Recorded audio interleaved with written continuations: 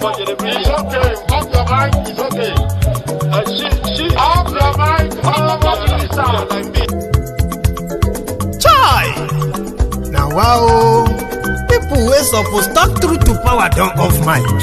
And if we talk, now 500,000 they go summer us, call them hate speech. But fear not, Maiyegun don't come. He go torchlight every corner, nooks and cranny of all these bad people where they spoil our country.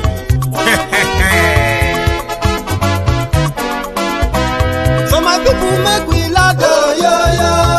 Maiyegun don't come, oh yo yo. My people make we shout, oh yo yo. Maiyegun don't come, oh yo yo. Maiyegun don't come, man of the masses, oh yo yo. Maiyegun don't come, oh yo yo. Maiyegun Politico, yeah, yeah. Maiyegun don't come, oh, yeah, yeah. This one not the off in mind. Oh, yeah, yeah. Maiyegun don't come, oh, yeah, yeah. Can in the touchlight every corner. Oh, yeah, yeah. Maiyegun don't come, oh, yeah, yeah. Okay, some people be they holla say they want the power. Chai. Them be promise us say we go get light and power. Nah. Them hustle sote they can't get the power. But now they know they do anything with the power. Sure. Every day, dollar, just they get the higher power. Over naira. See them talk say, make we off mind. But thank God say, Maiyegun don't come. So my people make you laugh, oh yo yo. Maiyegun don't come, oh yo yo. My people make we shout, oh yo yo. Maiyegun don't come, oh yo yo. Maiyegun don't come, man of the masses, oh yo yo. Maiyegun don't come, oh yo yo. Maiyegun diary Politico, oh yo yo. Maiyegun don't come, oh yo yo. This one not they off in mind, oh yo yo. Maiyegun don't come, oh yo yo. Person where they do evil, no one make person talk. Them say that Maiyegun, that man too they talk. He too they talk. Say Maiyegun diary, he they hot like pepper. But every day then they take money in bulk. Poor man picking, they the street they hawk. Still them talk say, make we no talk. But thank God say, Maiyegun don't come. So my people make you laugh, oh yo yo. Maiyegun don't come, oh yo yo. My people make you shout, oh yo yo. Maiyegun don't come, oh yo yo. Maiyegun don't come, man of the masses, oh yo yo. Maiyegun don't come, oh yo yo. Maiyegun diary Politico, oh yo yo. Maiyegun don't come, oh yo yo. This man not the off in mind. Oh yo yo. Maiyegun don't come, oh yo yo. Aha. Now you wanna don't hear all this bad. Maiyegun na wa mo la mo do do do do. Maiyegun diary, Maiyegun number one. Maiyegun na wa mo la mo do do do.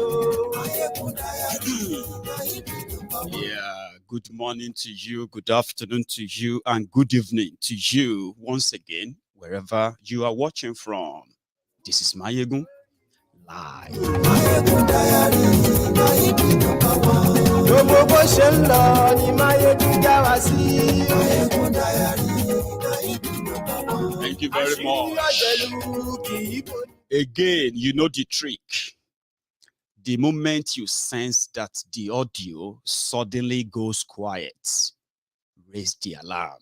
Sound, volume, and I will really fix that quickly. Maiyegun diary, Maiyegun number one. Maiyegun diary Politico. Maiyegun diary, Maiyegun number one. Godfatherism, kò sí lọ́rọ̀ Maiyegun. Maiyegun diary, Maiyegun number one. Ẹ farabalẹ̀ sẹ́ o, kẹ́gọ́rọ̀ lẹ́nu. Thank you.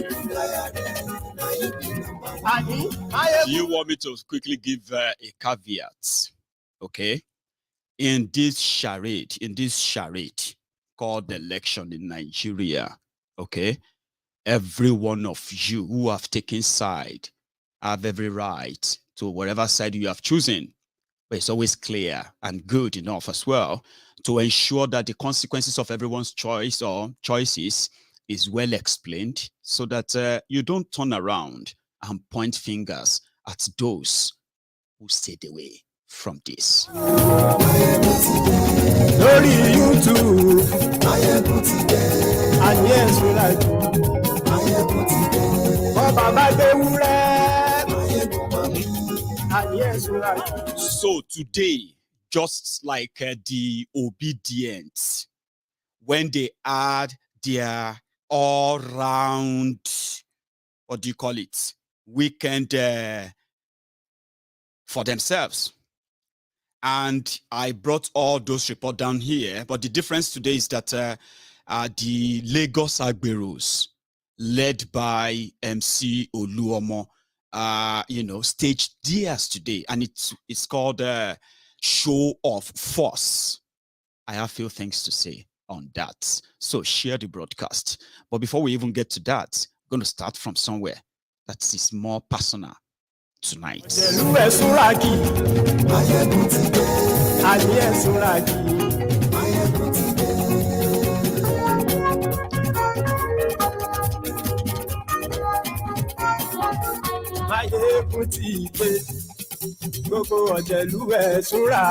That's right. Thank you.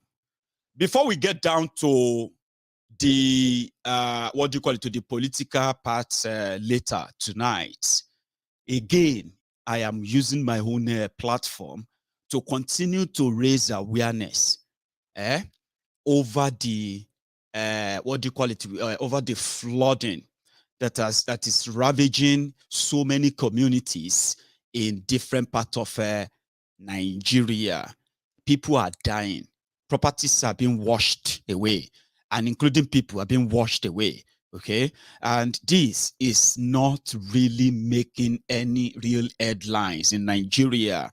In fact, for the few who have covered it, they reported the flood and the flooding. They reported them as a natural disaster or climate change or global warming.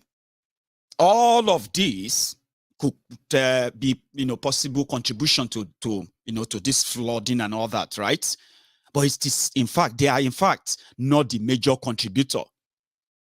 It is the same Nigerianness, Nigeria anyhowness, that is now making this look like it is global warming or it is climate change and every other name they've given to the natural disasters that happens. Now, from research, Cameroon hired Chinese contractors in 1982 to build them a dam because they were facing this same flooding at the time. So in order for them to at least turn the unfortunate thing, or should I say the perennial or seasonal disaster, instead of them to to mourn about it, they decided to turn it around to their own, for their own good. So what did they do? Usually, when this river, what's the name again? Let me check. Yeah, they have a name for it. When this dam, this river, Lagdo, in Cameroon, northern Cameroon, whenever it's season and it bursts its bank, it discharges its content straight into the Benue River, from Benue River straight to the River Niger, and from River Niger, which are in Nigeria, then discharge them into the Atlantic Ocean. Now, as it is coming down from northern Cameroon, as the water is coming down, and before discharging into River Benue, all the properties, farmlands, everything that is on its path will be washed off. And that used to be a regular thing every year. So from that side, straight down to Adamawa, Benue, Kogi, down to rivers, Bayelsa, until the water finally discharged into the Atlantic Ocean. Then people will start counting their losses. People who died and all that. So Cameroon did something in 1982, but they didn't do it alone. Being the neighbor with Nigeria, so they decided to build a dam, a very, very huge dam, and convert the water, the wastewater, convert it into electricity and irrigation supply. Irrigation supply is when, areas where you don't really get to see rain all the time. Most of the time, northern part of Nigeria experiences this, right? So what Cameroon did was that they built a huge dam, and they expected Nigeria to build another dam next to that of Cameroon. In fact, Nigeria agreed to build another dam. Their own plan is this. Every year, the dam is going to full. In order not to burst it, they would have to release the water.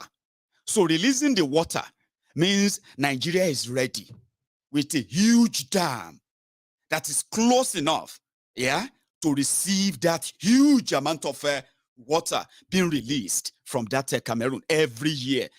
Does that make any sense to you? Like what I'm trying to say, yeah? I mean, it should, okay? There was a problem of this flooding all the time. It's been like that for decades. A country that shared border with Nigeria, decided to build a dam.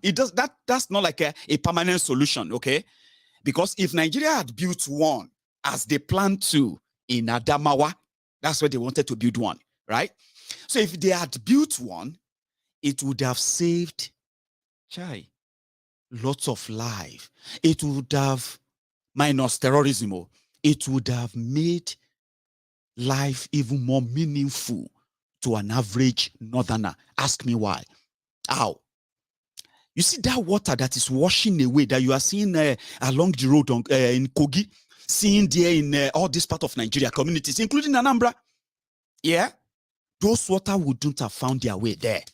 Because whenever, let's say, this year, let's say October, now that Nigeria knows when Cameroon always have to release the water. Because if they don't release the water, from their dam, it will burst. And if it bursts, in fact, what you are witnessing right now will just be a child's play to what you will be witnessing then.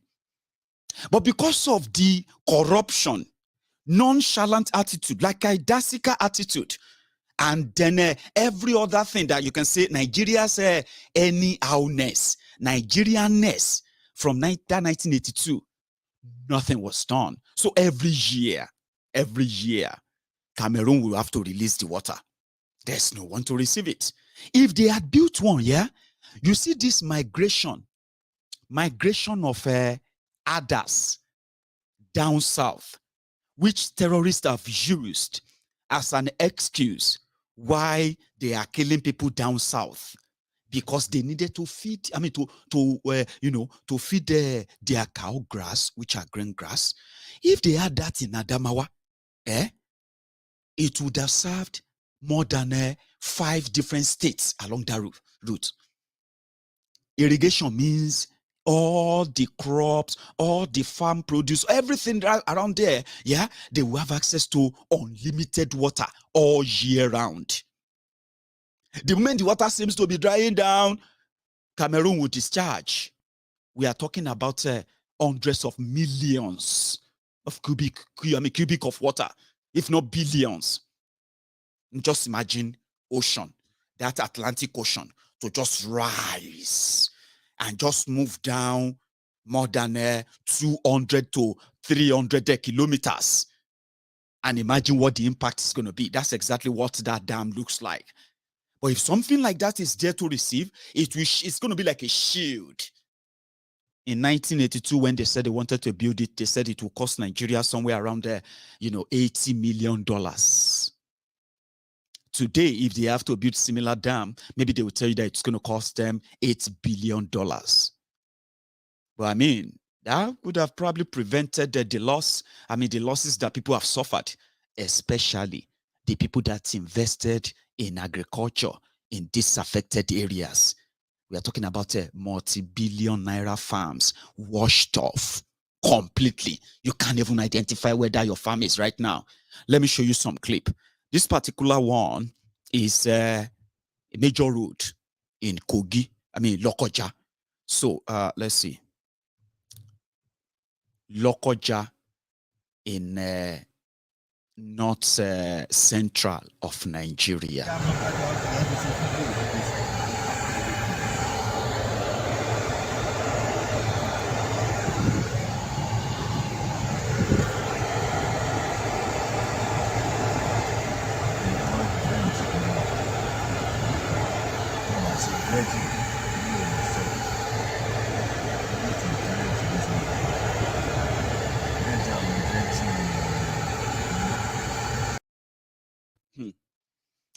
That is Lokoja. The other one is Anambra, which is not even like close to the north, and not even like I don't know if Anambra share border with Cameroon. I know that Cross River shares. I mean, the Calabar, sorry, not Calabar. The people of Bakassi in Cross River State, they share border with Cameroon, and I have not received any clip in that area. But look at somewhere in Anambra, a community. That's fiber. There is many communities, but it's very far places. And every time we here from 1,000 reach there in the drying time. Like or am I etiti anam? Anam.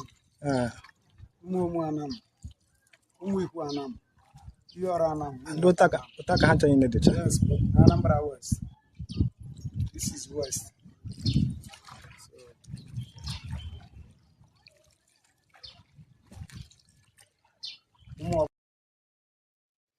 So that is what they called natural disaster and other. No, it's not just a natural disaster. It is the failure of leadership in Nigeria for how many years now? 40 years that they are aware of this. Look at that dam called the Lagdo Dam that is providing electricity for the people of Garoua in Cameroon. Okay, this is the dam. So do you see, it's like a water path that whenever there is, upsurge from the source during this type of, during this season, right? The water is going to rise, yeah? Rise and rise even above this dam. So in order not to burst the dam, yeah, look at that white spot you see at the center. That's water that they are forcing. That's where whatever engine they put down there for electricity, that force will generate electricity. And I think they said this spot for Cameroon generates at least 350 megawatt of electricity. Do you know that Nigeria has close to 100 abandoned dams like this alone? I mean, you can check the Water Resources Ministry of Nigeria. They have, and the purpose of most of this kind of engineering is that apart from the safety measure put in place to control the direction of the water and all that, in order not to cause more damages like it's doing right now, yeah?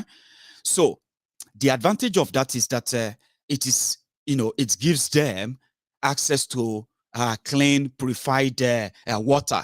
This also serves as a source of drinking water for the people of northern Cameroon. But it becomes dangerous every season when the water rises, and they will not allow the water to rise above this. Now, if Nigeria had built something similar, so close to this, you see all this spillover, this water you are seeing there, they also kind of like controlling water, you know what I mean? So they control the amount of it that are let out. Now, these ones that are let out still end up in Nigeria, but they don't cause flood. By the time they release the water to to empty it in order to welcome the overflowing that is coming, then the rest of everything on its path will have to give way. So this affects you, it affects me, it affects everyone, it affects the economy and all that. So if there's something that should, in a way, jolt you when it comes to leadership or all that, yeah, I think this is one of them. It is not just a natural disaster. Sure, you get me now. Don't let them continue to. They are selling this to the rest of the world. That you see, Nigeria is suffering from flooding, or to get a donation that will never get to the people affected. But again, failure of leadership. So while I was talking, yeah, somebody or should I say, my my side high caught a comment, and I think that is somebody reacting to the caption of this broadcast, which has to do with MC Oluomo leading the fellow Agberos to stage a what do you call it? A show of force, right? That in this Lagos, now them honam. I'm going to do an analysis on that. There's no rush. Now, this person commented and he said, my friend, why don't you talk about Yoruba nation and leave instead of attacking Ashiwaju? No, there's no attack.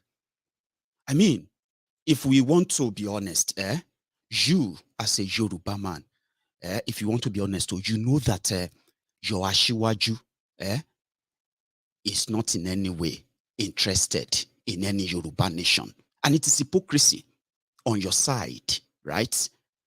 To now turn around to expect the Yorubas who actually values the what do you call it? That bloodline of Omoluabi, free-born Omoluabi, who have seen through the lies and the jeun that your politics is to many of you, by the way, and they have chosen, right, to stay off the ship of the seats, which has brought nothing to the people of Yoruba land but misery, poverty, and underdevelopment. Now, it's hypocrisy on your side. None of you is interested in Yoruba nation. I'm talking about you, the Lagos Abobakus, the Oshogbo Alimajiris, the humbled slaves, the obedient fools, the sophisticated morons, the all-righters, the crumb eaters, the crumb chasers. You are not interested because Yoruba nation, in its definition, right, will have no place for the degenerates, the worst of the society, being in charge of the society. Now, that is going to be a total contrast to what you are molded of. So it's hypocrisy, let's be honest, okay? Number one, if you see a Tinubu supporter that is telling you, why don't you talk about Yoruba nation and leave Tinubu alone? Don't think they are saying so because they care about any Yoruba nation or whatever. In fact, it is one of their laughing, or should I say, laughable moments whenever they want to mock the people who have stood, what do you call it, courageously against the fraud called Nigeria. Whenever they want to mock them, they will say, Yoruba nation, Yoruba nation, Yoruba, because Tinubu himself does not believe in it. So you can keep your hypocrisy to yourself and exposing what, one thing, again, let me say this again. Many times I have told you that everything that is abnormal in every other part of the world is normal in Nigeria because they have chosen to normalize them. Example, when police officers, who is meant to prevent crime, stands by the road and start taking bribe from motorists, well, it is bad, but it is normal. It is not new. That is a typical Nigerian. And also, when you look at, hey, Owoda, fun alowo load, agbero, that you see today, many people who have now come to normalize it because of the political convenience, they grew up dreading becoming an agbero. I'll tell you, if your parents, I don't know about now, because everything seems to be like lies anyway. When we were growing up, if your parents want to scare you to death, oh, I don't know about you, not even just your parents, your guardians, whoever was in charge of your childhood, for those of you who had one, maybe all of us get a real childhood. You know what I'm saying? So many of us, we grew up under the bridge, completely abandoned. Go and fend for yourselves. And today, the abandoned children of old, they are the Agberos of today. Not them alone, by the way. But if they wanted to scare you to death, you will just end up in Oshodi. You will be useless. Your life is going to be a waste. You think you are doing me? You're not doing me. You are doing yourself. That's what they tell you. They tell you that you will end up as conductor. You will end up as agbero. Okay, I will tell you the origin of agbero. Origin of the word agbero. Agbe, ero. Agbe, foba, that's police. Agbe, ero. When we're growing up, the people who have, put it this way, the young chaps who have run away from homes, from their homes, who have somehow have to drop out of school. You can call them out of school children. Yeah? And then they've been exposed to that street, right? So they have no real training. They have no education. They have no real skill. Listen to me, this is me telling you about the 80s and 90s, before the Agberos that you are celebrating today. Before they became what they are today. Nothing has really changed other than they have metamorphosed over the years at your own loss. I'll tell you. So the origin of Agbero in Yoruba land was like, as a child, you have no education. You have no real skill, maybe training of anything at all. So, what do you want to do with your life? You ended up sleeping outside and also sleeping in the garages. Now, the easy job for you that doesn't require any skill is one, you will help drivers, okay, to get passengers.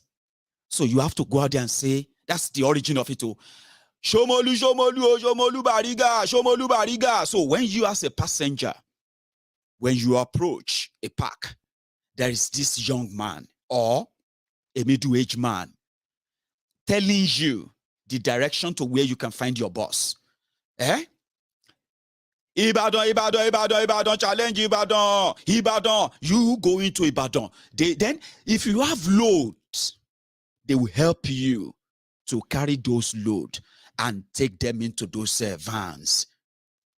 By the time you settle down and the driver is paid for your journey, the driver will now remove small money and give to him and say, Kamelu, oh yeah, that 20 naira.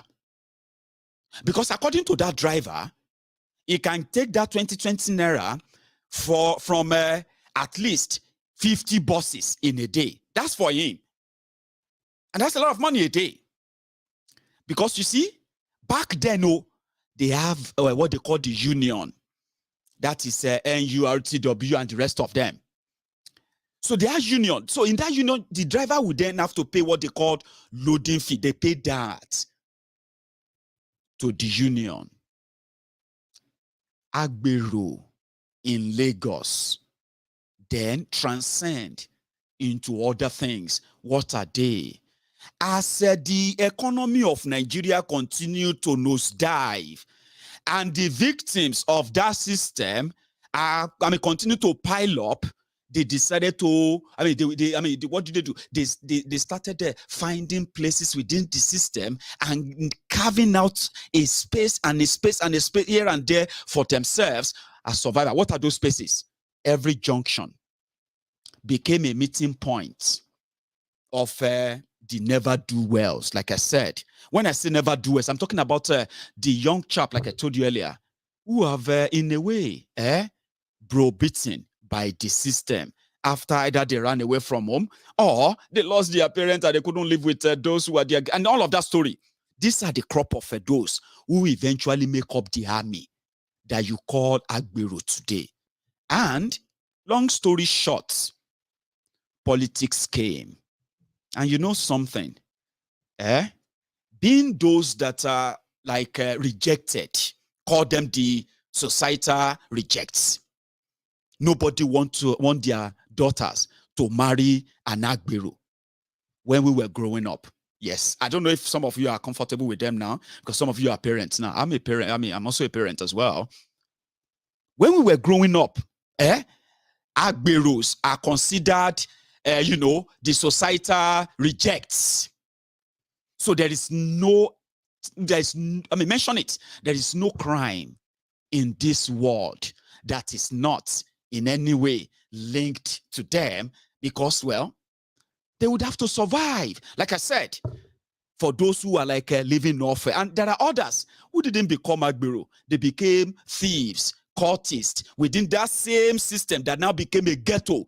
And these ghettos are everywhere in southern Nigeria. They are in Onitsha, they are in Unewi, they are in Oka, they are in Ibadan, they are in Oshogbo, they are there in Abeokuta. If you go to Ijebu, they are there. Lagos, that seems to be the largest, and all of that. That one is, in fact, the Federal Republic of Agbero. You will see Igbo Agbero in Lagos. You will see Hausa Agbero in Lagos. You will see Ijesha Agbero in Lagos. You will see Ogbomosho Agbero in Lagos. Everyone from everywhere, and all of that. It's like the center of it. And these Agberos are, in other words, to further maintain stability, violence and all of that, politicians found them worthy. You get what I mean? So it is now a game of, okay, if you are going to use us as your muzzle, we also need protection. And that protection is that what we have, we'll keep them.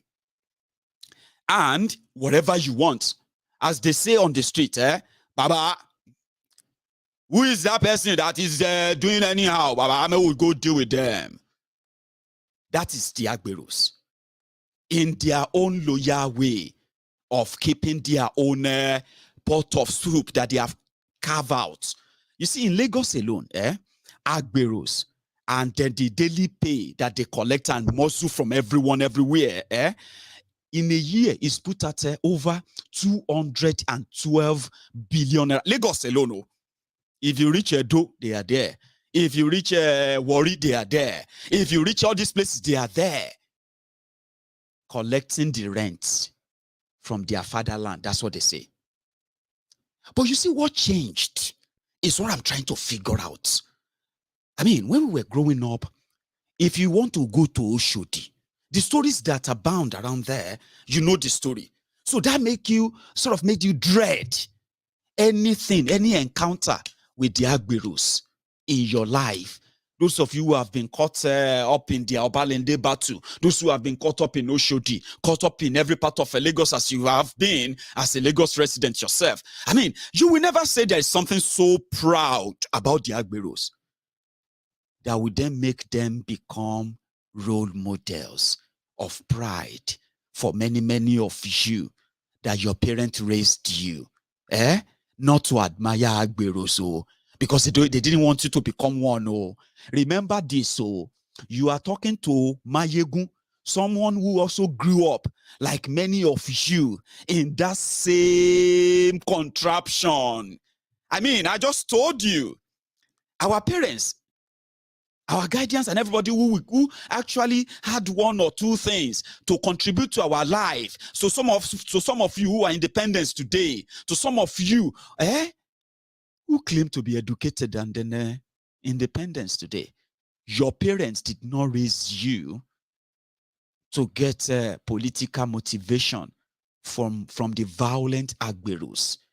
And for today, if there's any picture they painted, they say if it is 7:30, 8:30, My brother, no pass Obalende under bridge, yo.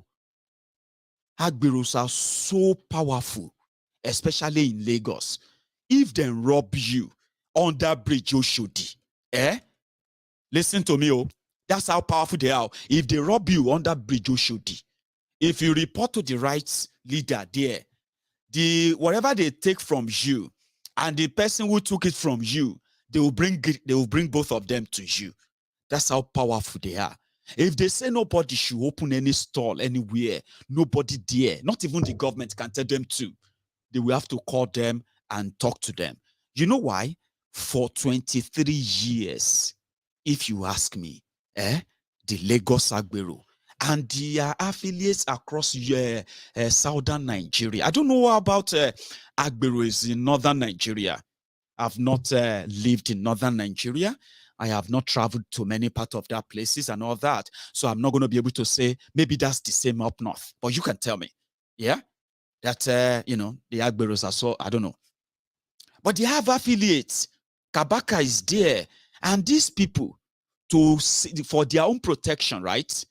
And protection from every crime they might have committed, including murder, killing of themselves, right?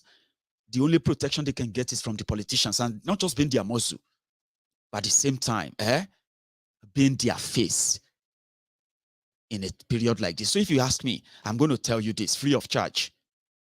If you have been looking for a period that Tinubu and gang have succeeded in empowering MC and the rest, and those they're also going to inculcate or, admitting to this.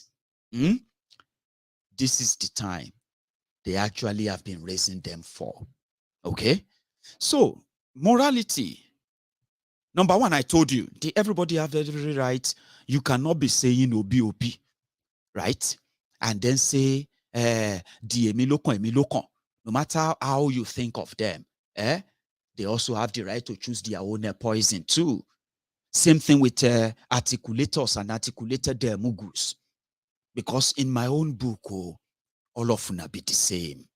You want to fight for one Nigeria that you have painted or pictured in your head. And in your head, that picture of that Nigeria is the best picture. Any other one, we no go agree. So in my own book, you are just like 3 buttons or 4 or 5 to every one of you and each group or camp you belong to, shouting one Nigeria, one life. So to me, you are just the same, like the same, the same pawn on that same chess table. You are fighting for Nigeria. You have no idea. So to the Agberos, it is the integrity part of it. They say, why is it that the thieves, the ex-convicts, certificate forgers, drug pushers, money launderers, Boko Haram defenders, sympathizers, corrupt individuals, these are, thugs, agberos, cultists. These are the characters that Tinubu and his camp have been attracting. It is something of note. But when Agbero became a source of inspiration, Omo, raw. I get few clips. Make I show you as I have them. So let's go back to Lagos. So today in Lagos, the thing where obedient caused is that they have managed to get the Agberos to show their face.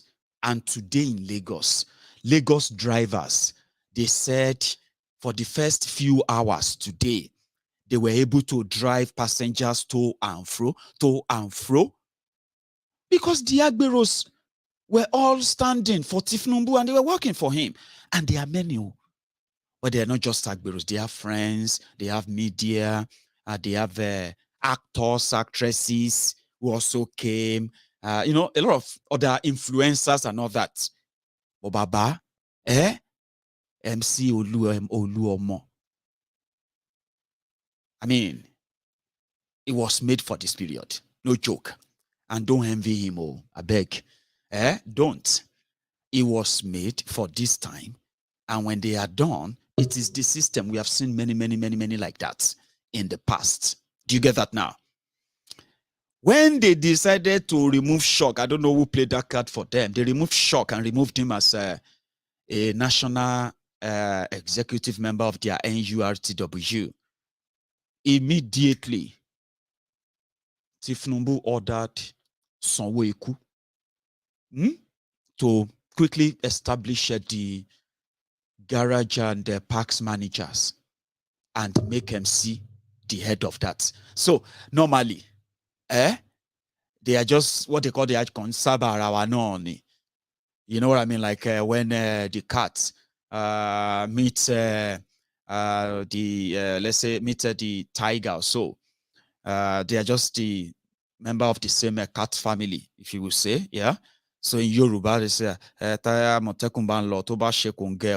leopard meeting tiger. So they have the same kind of cat family. So therefore, there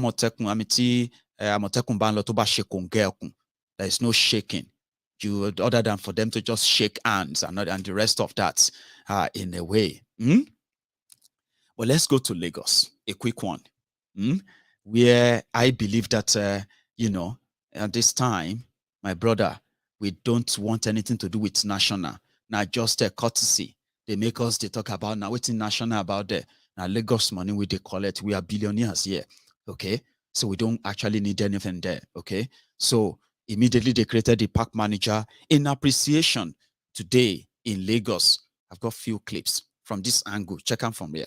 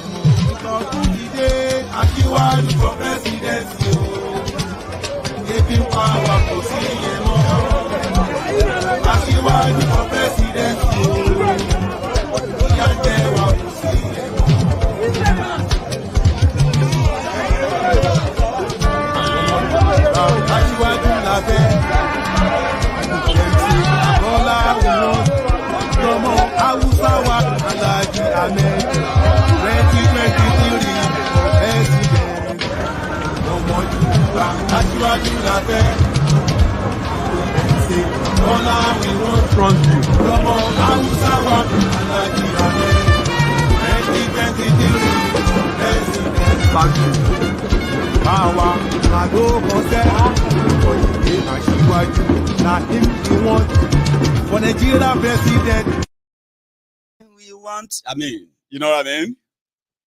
That's just one. No. The rest, they could be so noisy, or just see them from every angle of today.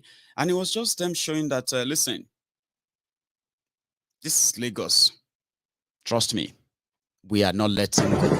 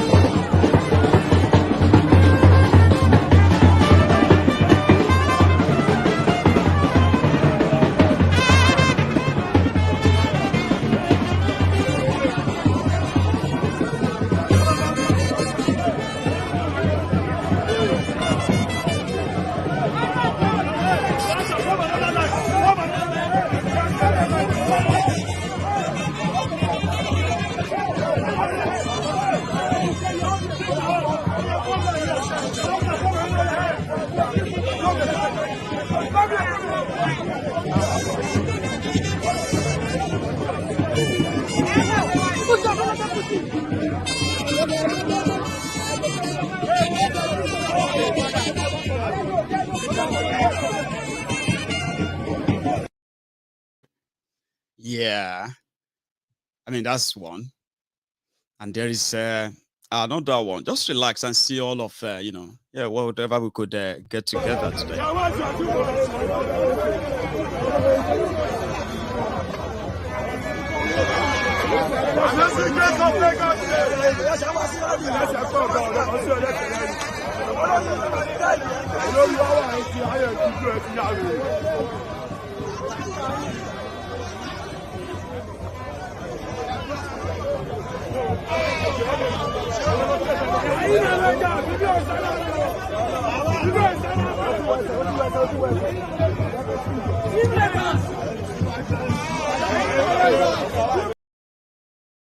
I mean, you are there frowning your face and all of that.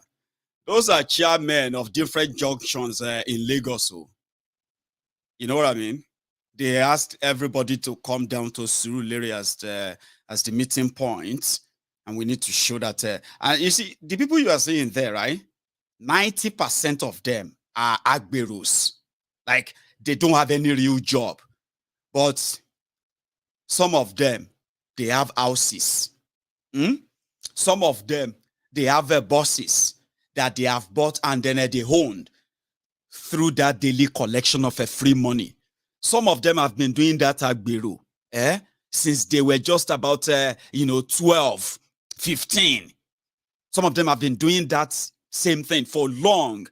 And the best time in their history, let's be honest, is when this democracy came.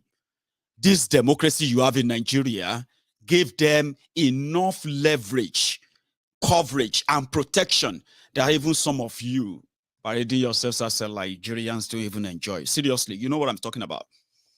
But again, let's go back. Let's go back to Lagos. Tinubu made them. It is payback time. There's actually nothing so barbara, by the way. Just a show of loyalty. Baba, you made us, so we are your army, we are ready. Just tell us what to do. This Lagos and anywhere. Eh?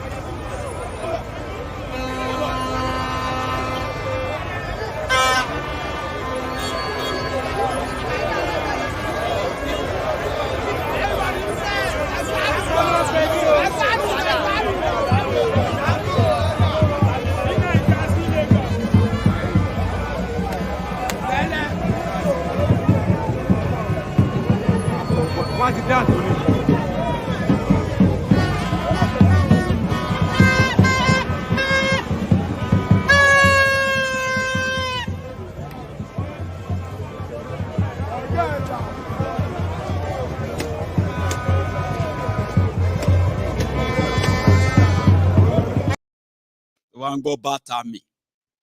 Obedient, are you watching? Because your people have said that they are going to stage another big one in Lagos. You see that people you saw in that video? They didn't just stage that work. That is just a skeletal picture of what Tinubu is capable of wrecking. Not just in Lagos, so in the entire southwest of Nigeria. And it seems that they have groomed enough people for this particular period. I just want you to understand that, listen, it is not a cakewalk, all right? A tea party. It is about to get serious.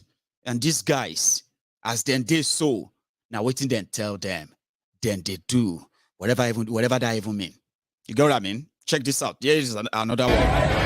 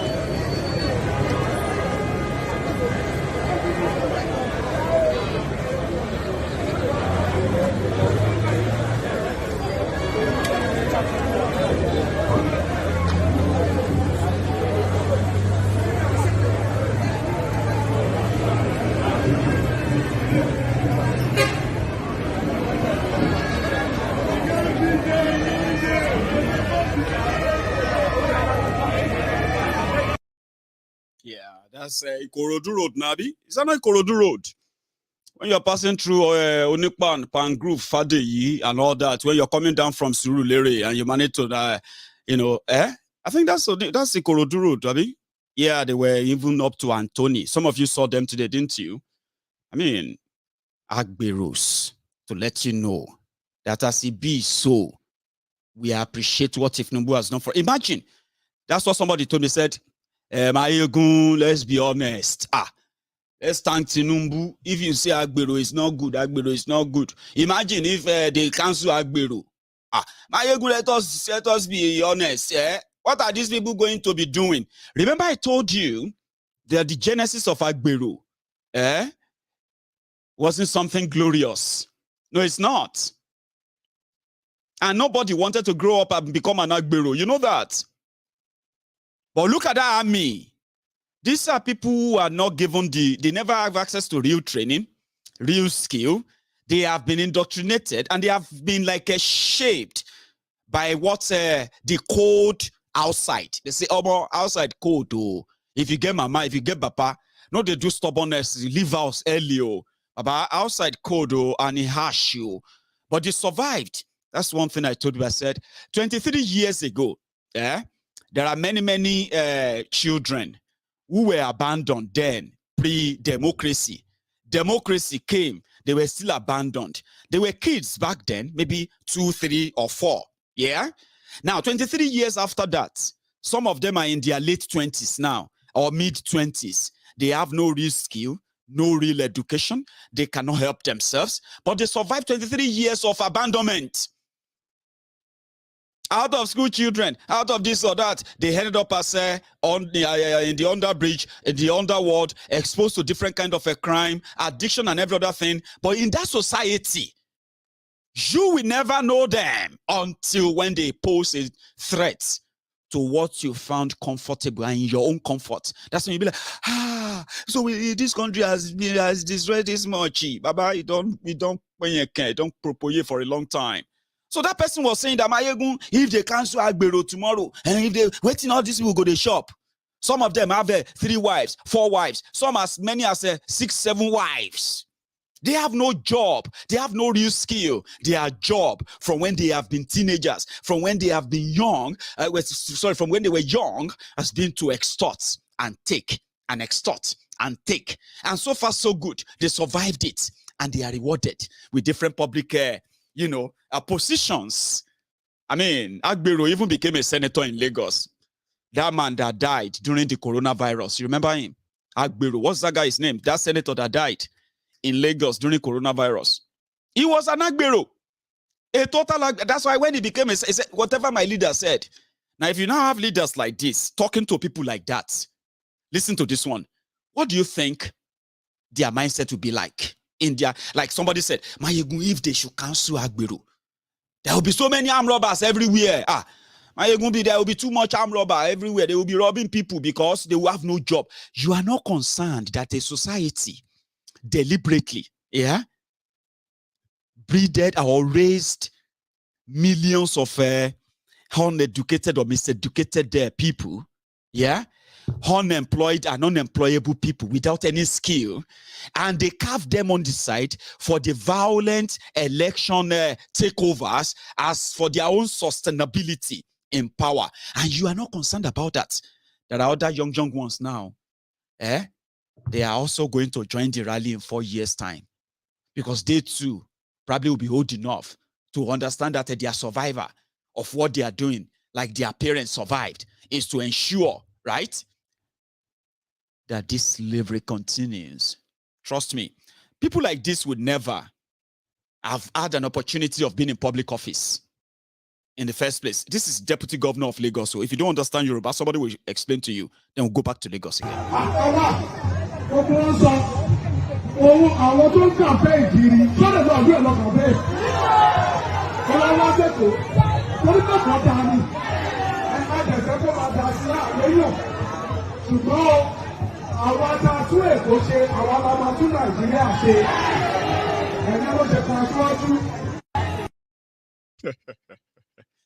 Did you see that subtle jab?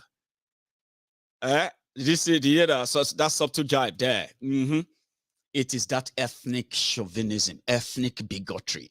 It is who they have audience they speak to. And that is why you see somebody who is educated. They are in layers. So I'm coming back to that layers. But a quick one, back to Lagos, where the Agberos had a field day. And in all the picture, I didn't see any kind of a motivation there other than the public display of the degeneration that our land has become, and it's going to even get worse.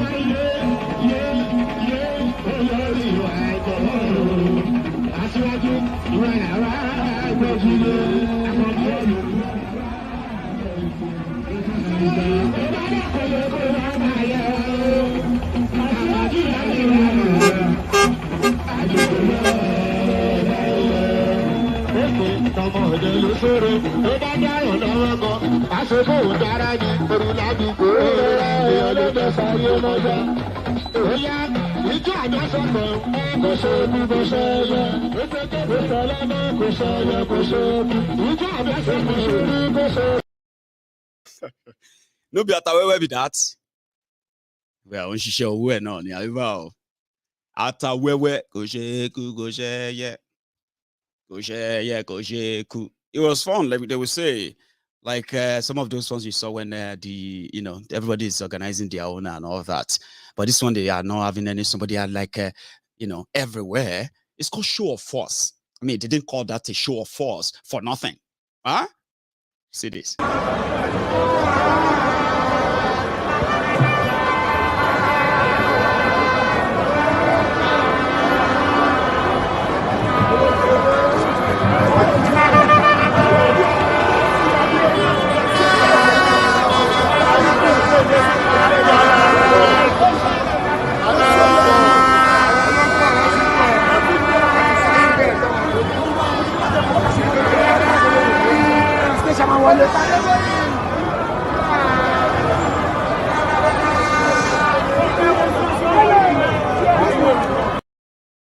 See you guys.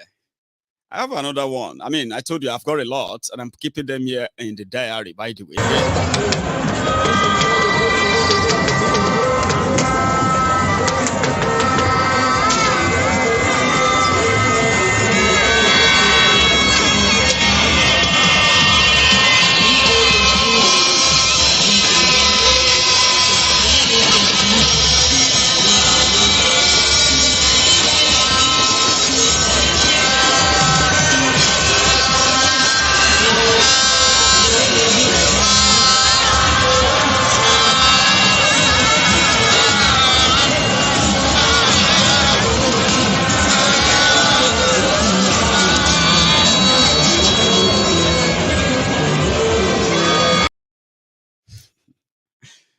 And then finally, they said that Ogogo Omokuludu.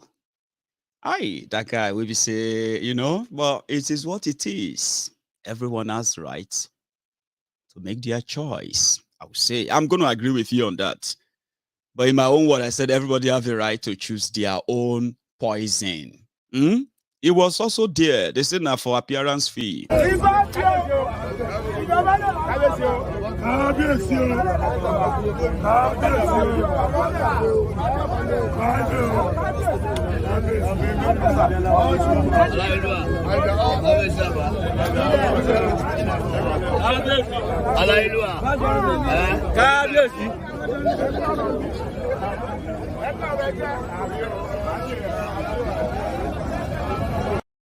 Show of support. But you know one thing that the obedient kind of love to point out, not just them, including many of you as well, who are not even like into any of this whole thing. When you see crowd, what you normally see is that they are mobilized, they are paid and all of that. Okay.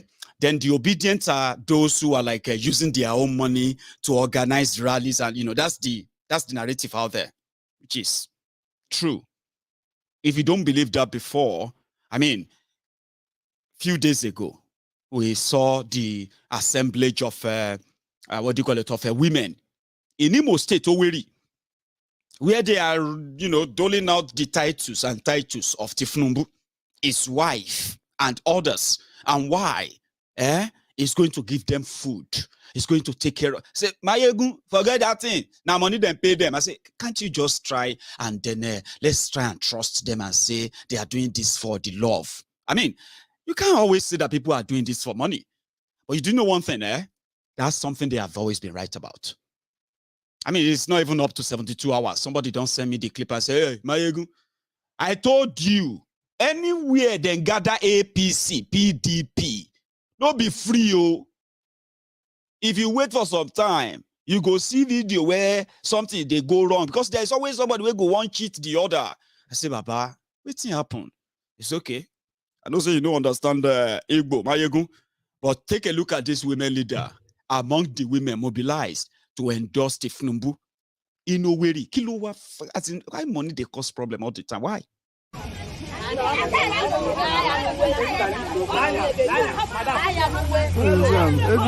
fight for money. Women leader don't hold treasure. They must give her money.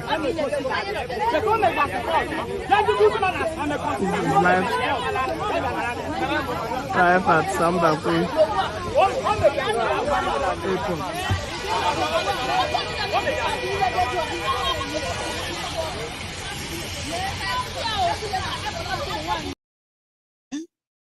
Why is it that every time, every little opportunity, somebody want to scam somebody? In Nigeria, the last time and my friends have told me that same thing. They felt like, you see, some of you in Nigeria may not actually see this, okay? You probably call it being smart. Baba, you have to be smart, you need. About this country, no easy. You have to be smart. What is smart? When you tell people and say, okay, we need you to give us 50 people. We'll give you 1,000 naira. So 50 people will be 50,000 naira. So you went out there and you got the 50 people, and you started paying them 500 naira so that you can keep 25,000 for yourself only, and they will take 500, and you call that smart. It's thieving only. It's called thieving. It's not business. It's called smart. When you see somebody and you look at her, you say, how much is this? How much is this sherry mango? I say, you look at him, you're like, but I say, this one will be from here. Sherry mango that you normally sell for 50 naira. You look at him, you look at her, you look at his or her car. My sister, now 150. 150 sherry mango. Why? Madam, please. 150. Okay. Just give me 120. Let me just take it. I mean, I've not made any sale this since morning. Oh, yeah, take it. And you call that smart. Some say it's a business. No. That's why many people feel like everybody is looking for a chance to steal from you, to shortchange you, to manipulate you. When they realize that you're an American and they say everything is 15,000. Say, 15,000 naira for a picnic? Say, please calm down. I didn't say $15,000. I said 15,000 naira. The picnic now, the one we then bring from Cambodia. So when it got to Kenya, they changed the name to, all of this. So it's not just ordinary picnic. And what we are saying is just about, $10. Say, $10. Okay, $10. I'm just saying that to say, well, $10 is a lot. I don't pay $10 for a tin of milk. But this is Nigeria. You are the one who want to eat original. You think you're smart. It's not smartness. It's cheating. It's thieving. And so many of you, like we said earlier, you have normalized abnormalities. You call some abnormalities, some criminal attitude, you call them being smart. No. You carry these old women. May they come they dance palongo for Tinubu. And we have seen it in several places. Poor people, they mobilize them, they give them Ankara, they give them food. But the money part, go with them, promise them. Now, wahala they hand them. The Owerri women don't they cause that guy we organize that thing. They say they no be APC. They just tell them, say, make them come weary. They go pay them 2525. As they finished the whole program, the guy gave them 1515, and the guy disappeared. And the woman leader came again and said that they were not supposed to pay them 115. In fact, the woman leader who organized the whole thing from their area, she was supposed to have a court. Now, the teacher problem with the settle since yesterday. However, I'm just saying, they say wherever you see their crowd, they pay them. I mean, they pay or promise to pay them. I don't know how much they will have to pay these ones. PDP, Atiku supporters in Bauchi. Imagine how much is going to be promised this. I don't know. I mean, take a guess.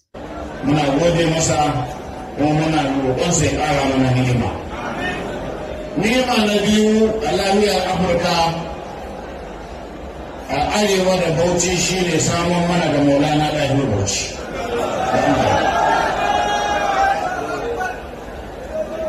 Wato babana aminin tsohona wanda tsohona haɗa ni da shi mutum ne wanda babu irinsa yanzu a lahiyar Afirka. Allah ya ƙara masa lafiya da tsawon kwana. Abin da ya sa na ce haka hidima da ɗawainiya da yake yi da bayan Allah akan yada addinin musulunci kuma ƴaƴa da jikoki wanda Allah ya sauwaƙe masa kuma ya sauwaƙe musu haddan Qur'ani mai girma su kuma ba su yi mugunta ba suke ɗawainiya iya gwargwado su ga cewa mu ma mun amfana da wannan ni'ima na zamantowa hafizai a bayan ƙasa. A kullum wannan bawan Allah abin alfahari ne a gare mu. Duk abin da za mu masa ba za mu biya shi ma. Amma bayan Allah muna godiya, yadda bayan Allah suka fito haka a bayan ma ƙari da lafiya bai samu fitowa ba. Suka zo wannan tarbiyya da ya koya mana na son annabin rahama. Suka kawaita wannan rana, Allah ya saka muku alheri. Allah ya bar mu cikin wannan tarbiyya mai kyau wanda har sarakunan mu iyayen ƙasa su ma suke bi. Ba na zato akwai wani mutum da zai tara mutane ga ruwan sama ga hadiri ga iska. To Allah zai saka muku daddakewa da kuka tsaya a nan. Allah ya ba ku ladan wannan ibada da kuka yi.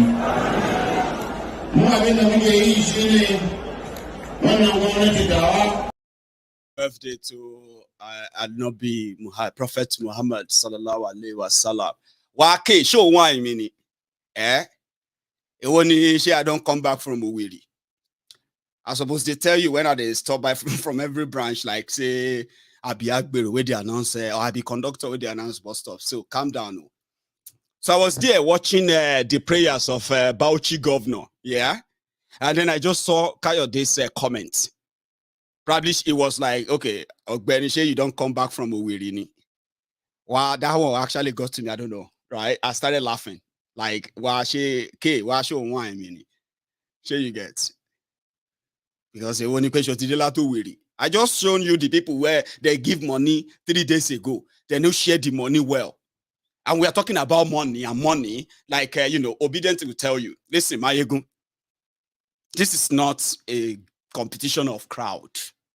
If we have to scan this crowd, Maiyegun, they pay them. I say, bring evidence. Maiyegun, evidence, they everywhere, then pay them. If you want me to send you, I will send you. I say, I want to send one. So somebody sent me one, and I quickly took it to Wiri. Yeah, and then I was like, okay, what about these ones in Bauchi? And Kayode was like, Ogbeni Shotidela to Wiri. Wow, Kayode, if you are still watching, in fact, because when I saw that number, let me see, when I saw that video in Bauchi, normally they were doing the birthday of Prophet Muhammad in the Islamic world, all over the world right now, celebrating the birth of Prophet Muhammad. So Kwakwanso was there yesterday. Kwakwanso was there yesterday, right? Not about you. It was where? I don't remember. No, it was in Kaduna. I remember now. So it was in Kaduna where people came to pray for the, for the prophet and all that. And the man quickly took pictures. So, but for this one in Bauchi, this one was organized by the governor and it was for Atiku. And in the process as well, they acknowledged the birth of Prophet Muhammad sallallahu alaihi wasallam. But there's somebody who says something about Tinubu, who is now a praise singer of Tinubu. I kind of want to bring it back. But before that, or should I bring him first and then, first. And this man, you remember him? For Food Kayode, FFK, you remember him? He once said, we are approaching 2023. Some in the Southwest, specifically Bola Tinubu, believes that his party will field him. I will tell you this today. He has made the biggest mistake of his life. They will not support him. Their position is to keep the presidency in the North. And even if he manages to clinch the nomination for the APC, they will now shift their support to another party that will field a Northern candidate. Mark what I'm telling you today, because I've been right 9 times out of 10 when it comes to these predictions. I've been right. And I'm telling you, I'll be proved right again. That is the mess that we're in this country. So your aspirations are legitimate. You have every right to have an Igbo president. It will be a good thing for this country, for the people of the East, and indeed for the people of Africa. I mean, it's so good. Yeah, all those things, they speak grammar. Now, people, when they listen to me, that too.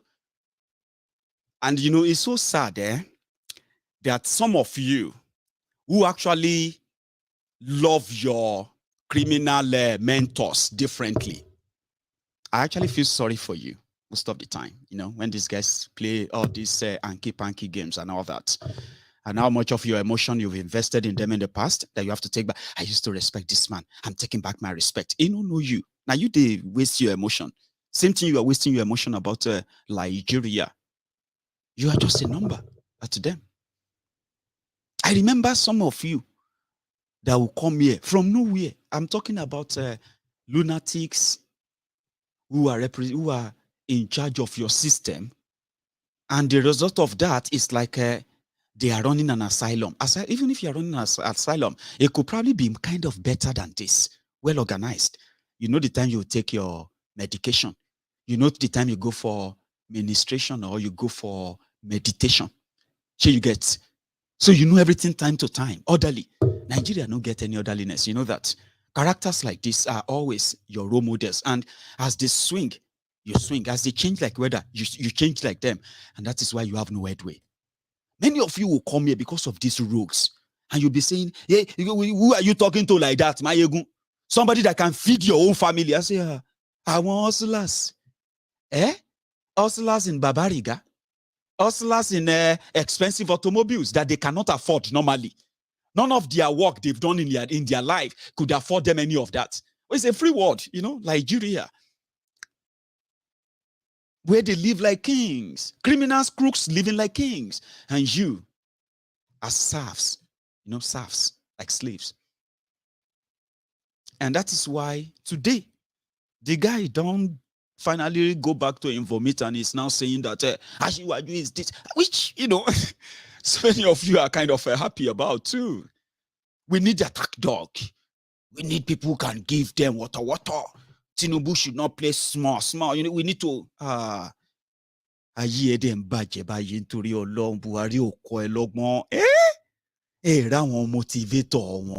all our handles online, our supporters online.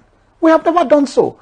80% of the other people's campaign is concentrated on demonizing Ashiwaju. They are not selling their candidates. They wait for us to push and begin to demonize. Whereas for us, 80% of our own campaign is to sell our candidates, and 20% perhaps is to fend off criticisms of our candidates. But the others, it's the other way around. For them, they use only 10% or 20% of their time to try to sell what is not there. For instance, and it is very significant. I want Nigerians to notice this very well. that for one of the candidates, there's really nothing to sell. He only hangs on to the achievements of his boss because he has never been, like my boss said here, at the wheel. He has never.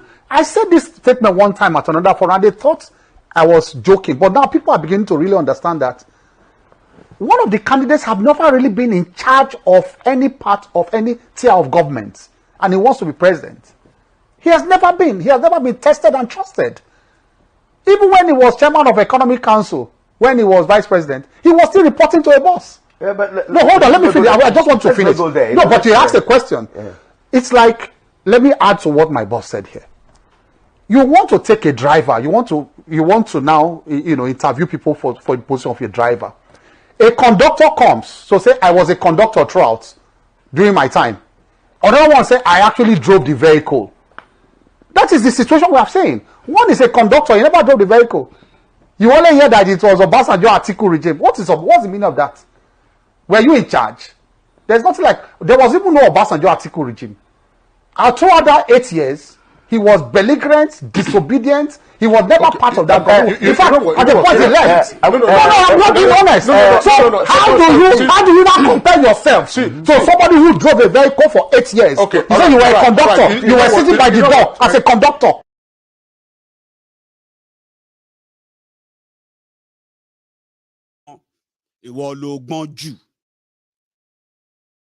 How is that song again? No.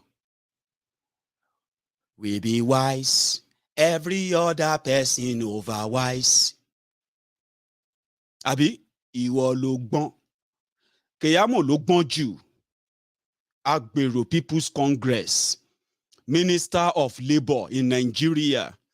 That is Ngige Okija Shatabandu's deputy in the Ministry of Labor. And he's talking about Agbero. Conductor and driver. They hired them for this purpose. You now go see what we say. You go say, Omo, hey. Since yesterday, 24 hours now. Femi Foni Kayode. I don't know how it is. I think he's 60. Abi, how it is Femi Foni Kayode? 60. Abi over 60. I don't know. About on the run shoko or so like Omo. Hey, I never see that kind of a work before. They say, man, since Ashiwaju return, since Tinubu return, we say they say, oh yeah, who they work, who no work. Everybody don't they work on overdrive or whatever that is. You know, another thing I want to say tonight is this. I don't know who is lying and I don't know who is deceiving who, but I kind of know that either of you are lying to yourselves. Go and get your PVC. Go and get your PVC. My friend that told me to go and get my PVC, don't they send me pictures from Canada, Nigeria? The damages you have done is enough. I don't come out. What can happen to your PVC? Somebody captured few at their airport. There's nothing new in people traveling, but Omo, this one different. Tí gbogbo yín bá wá ń lọ báyìí, ta ló fẹ́ kù sí Nàìjíríà? Ọkọ lọ, ìyàwó lọ, ó mú ọmọ dání, ó tún mú yá. Tí gbogbo yín bá wá ń lọ báyìí, ta ló fẹ́ kù sí Nàìjíríà?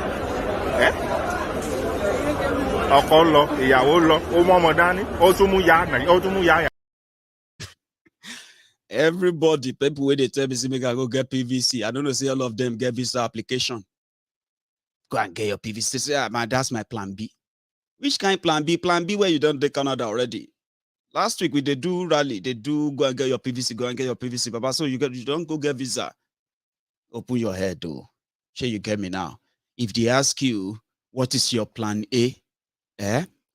You can tell them, if you're a Yoruba man, there's no other plan better than a plan that allows you to decide for yourself, your fate, at your pace, at your own time, according to your own resources, without any interference from anywhere.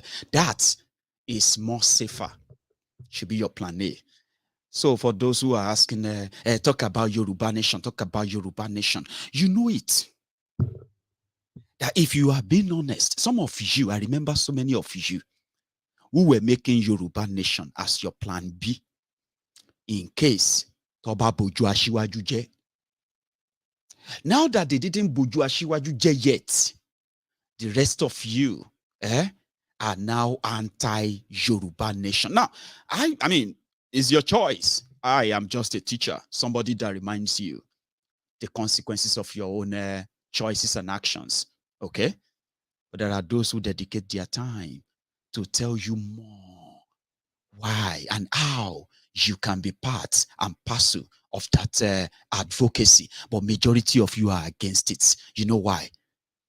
There is no guarantee that you will be able to do exactly what you are doing right now in Nigeria, or what they are doing to you right now in Nigeria, or those who are doing this to you in Nigeria as part of Nigeria today. There is no guarantee that they would have a say or even have a part in what direction we are going to take as a country. You know that because they are never, ever interested in Yoruba's autonomy, Yoruba's independence, even them negotiating that Yoruba's autonomy that Yoruba signed up for in 1957. Something they told you, their foot soldiers. Today, you are playing your last card, and you cannot, in a way, use that same Yoruba nation as your own tissue when you are about to drown yourself in your own pool of ignorance, so to say. As for those who are still standing and continue to, they are all taking their sides today, not because of the betterment of anyone, but for the betterment of whatever they are enjoying now, and possibility of enjoying it even further, no matter whose, whose common inheritance is frittered away through this rent-seeking system. It's a choice. Again, it's a choice. For those of us who have chosen rights, it may tarry. You know what I say? This often may tarry a while, but eventually, it will never miss its mark. And you see these guys, when the real people now understand the game they have been played and how much they have been used as a bargaining chip for the minute few who empower the people you can call non-state actors to do things that they would never be held responsible for, and the rest of that, for the sustainability of their own power and all that. When the people rise, you shall see them no more. But for now, the drama continues. They say, as we have seen that of the obedient, the first one, we have seen that of the women in Lagos, which Joke Silva. You remember her? Joke Silva was there too. The last one for the women, oh. Oh yeah, oh yeah, oh yeah, oh yeah, oh yeah, oh yeah, oh yeah.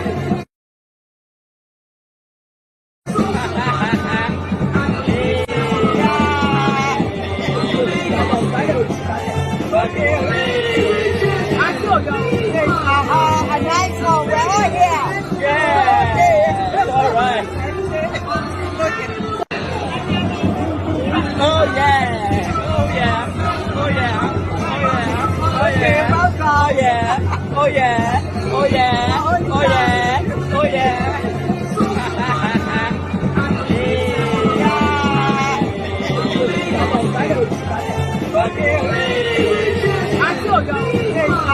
A nice one.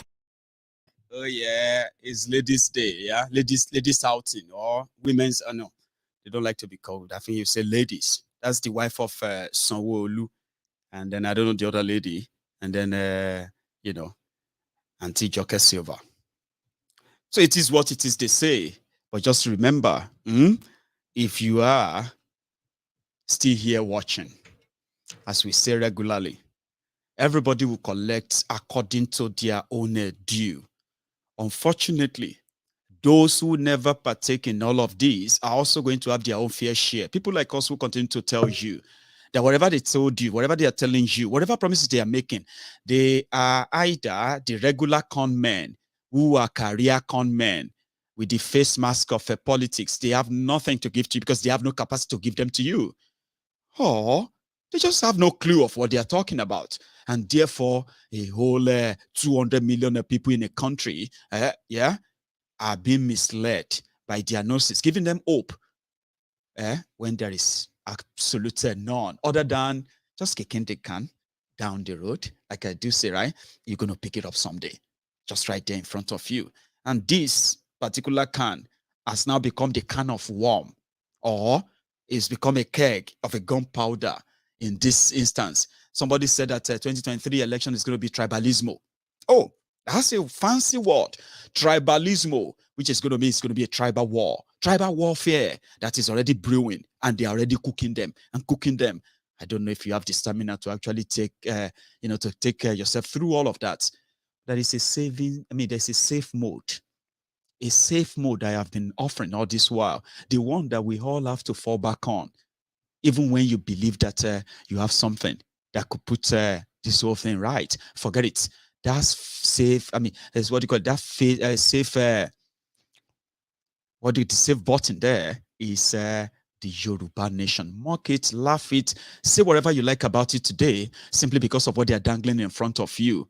When that thing is no longer there, this is going to make sense to you. You won't mock the pronouncement of Yoruba nation. You won't. You will stand in patriotism and say, wow, how I wish I have done this a long time ago. But sometimes, as they say, life is a teacher. The more you live, the more you learn. So this could be one of the lessons that could then possibly make that turn around. But until then, do not feign ignorance that you have no idea of what is going on. In a way, choose a side and be very, very clear of what you are choosing, because all of them lead to the same place. I call them poison. If you don't want to taste any of them, then you will join those who are educating ourselves to say, let's go our separate ways in a more respectful way, where we can indeed take care of our challenges. And wherever ones we can share together in the future, of course we can as neighbors. How bad is that to your ears compared to the calamity that they have been cooking you every 4 years? I don't know how you see it, but to me, there's a time that you have to say no, enough. And if you're not going to say it, trust me, free of charge, Nigeria will make you say it. It's just a matter of time. And yeah, I'm going to draw the curtains tonight in a way. And then I'm going to open the line. I actually want to speak to 1 or 2 people who might want to say 1 or 2 things as well tonight. So if you are that person, right, you can pick up your phone and then dial that WhatsApp number on your screen. But that will be when I come back from my tea break. So don't go anywhere. You can, and if you are quite all right and you're leaving, don't leave without dropping that your own offering. Like the broadcast, share it, subscribe if you haven't, and then if you enjoy this, you will be joining us next time. But don't go anywhere. I will pick some calls when I get back now.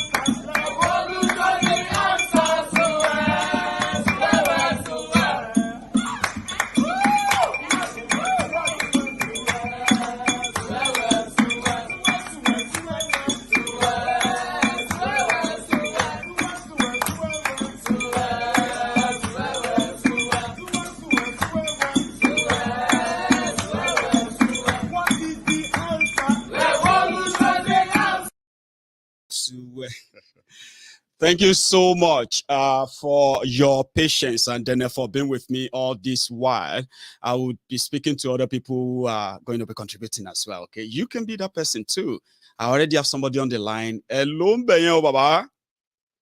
Ẹgbẹ̀lẹ́ ẹkú iṣẹ́ o, ó tó ọjọ́ mẹ́ta láti mí pé Ọlọ́run gbé wa wọlé nìdí. Àti dúpẹ́ ẹ kú ọjọ́ mẹ́ta, bára ti sí o, bára ti ṣe o. Dúpẹ́ f'Olódùmarè lè gbé wa débi la wà yìí. Àmọ́ mo dúpẹ́ lọ́wọ́ rẹ pẹ̀lú gbogbo bó ti ń là wá lóye látọdún mẹ́ta ni ti ń wù ẹsẹ̀ yìí. Tó bàbá.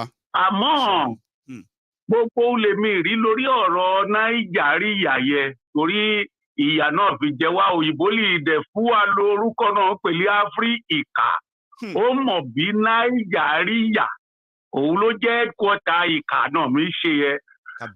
Wọ́n ti sọ pé bí ìlú bẹ́ẹ̀ ti mi dún àdújù àsìkò àti ìyà ó ti dé là. Tó rásìkò àti ìyà ìlú yẹ òun ló ti dé ìṣẹ̀ yìí.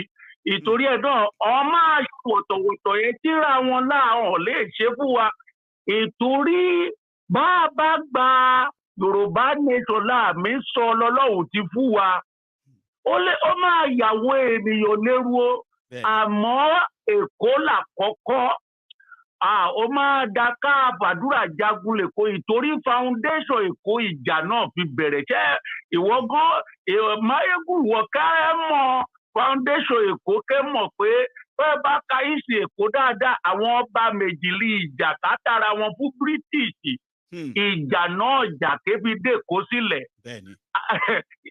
Ìjà náà jà yẹ òun lé àwọn agbèrò yẹ bíùdì lé lórí. Òun lé gbogbo lé Èkó bá jẹ́ headquarter ìjà.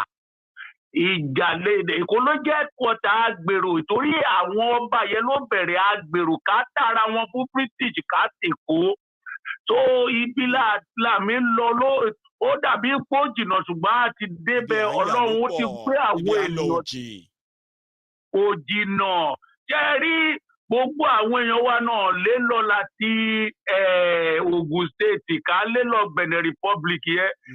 Bẹ́ẹ̀yàn bá pera rẹ̀ ní gómìnà képò òwú jẹ́ gómìnà kọ́ ọ̀dẹ̀ lé àwọn lèmi rúlù kẹ́ lé wọn lọ ìlú olílùú kí òdẹ̀ lè gbà wọ́n padà. Ó ọdún méjì báyìí.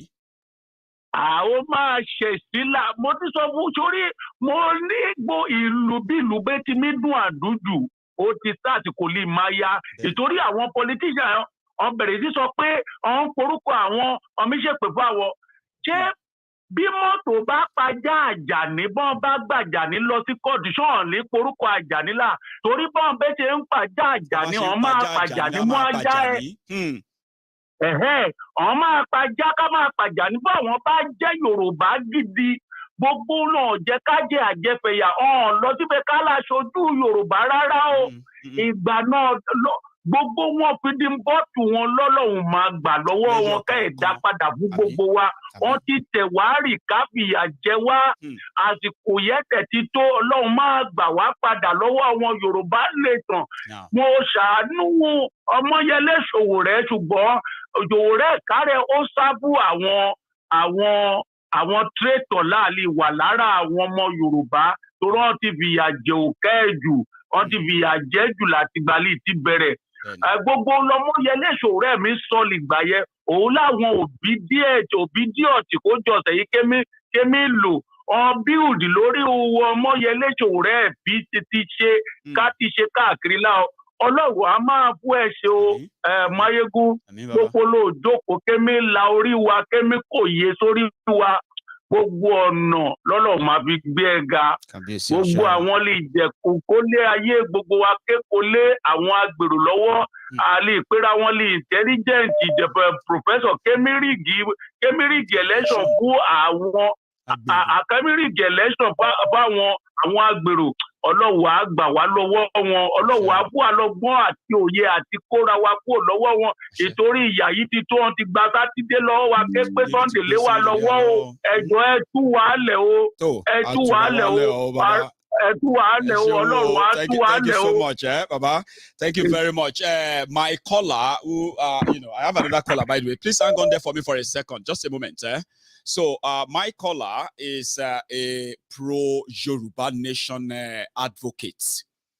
And he expressed his own displeasure with all that is going on, where our world today is in the hand of degenerate thugs, touts, miscreants, agbero, and the rest of them, and their godfathers.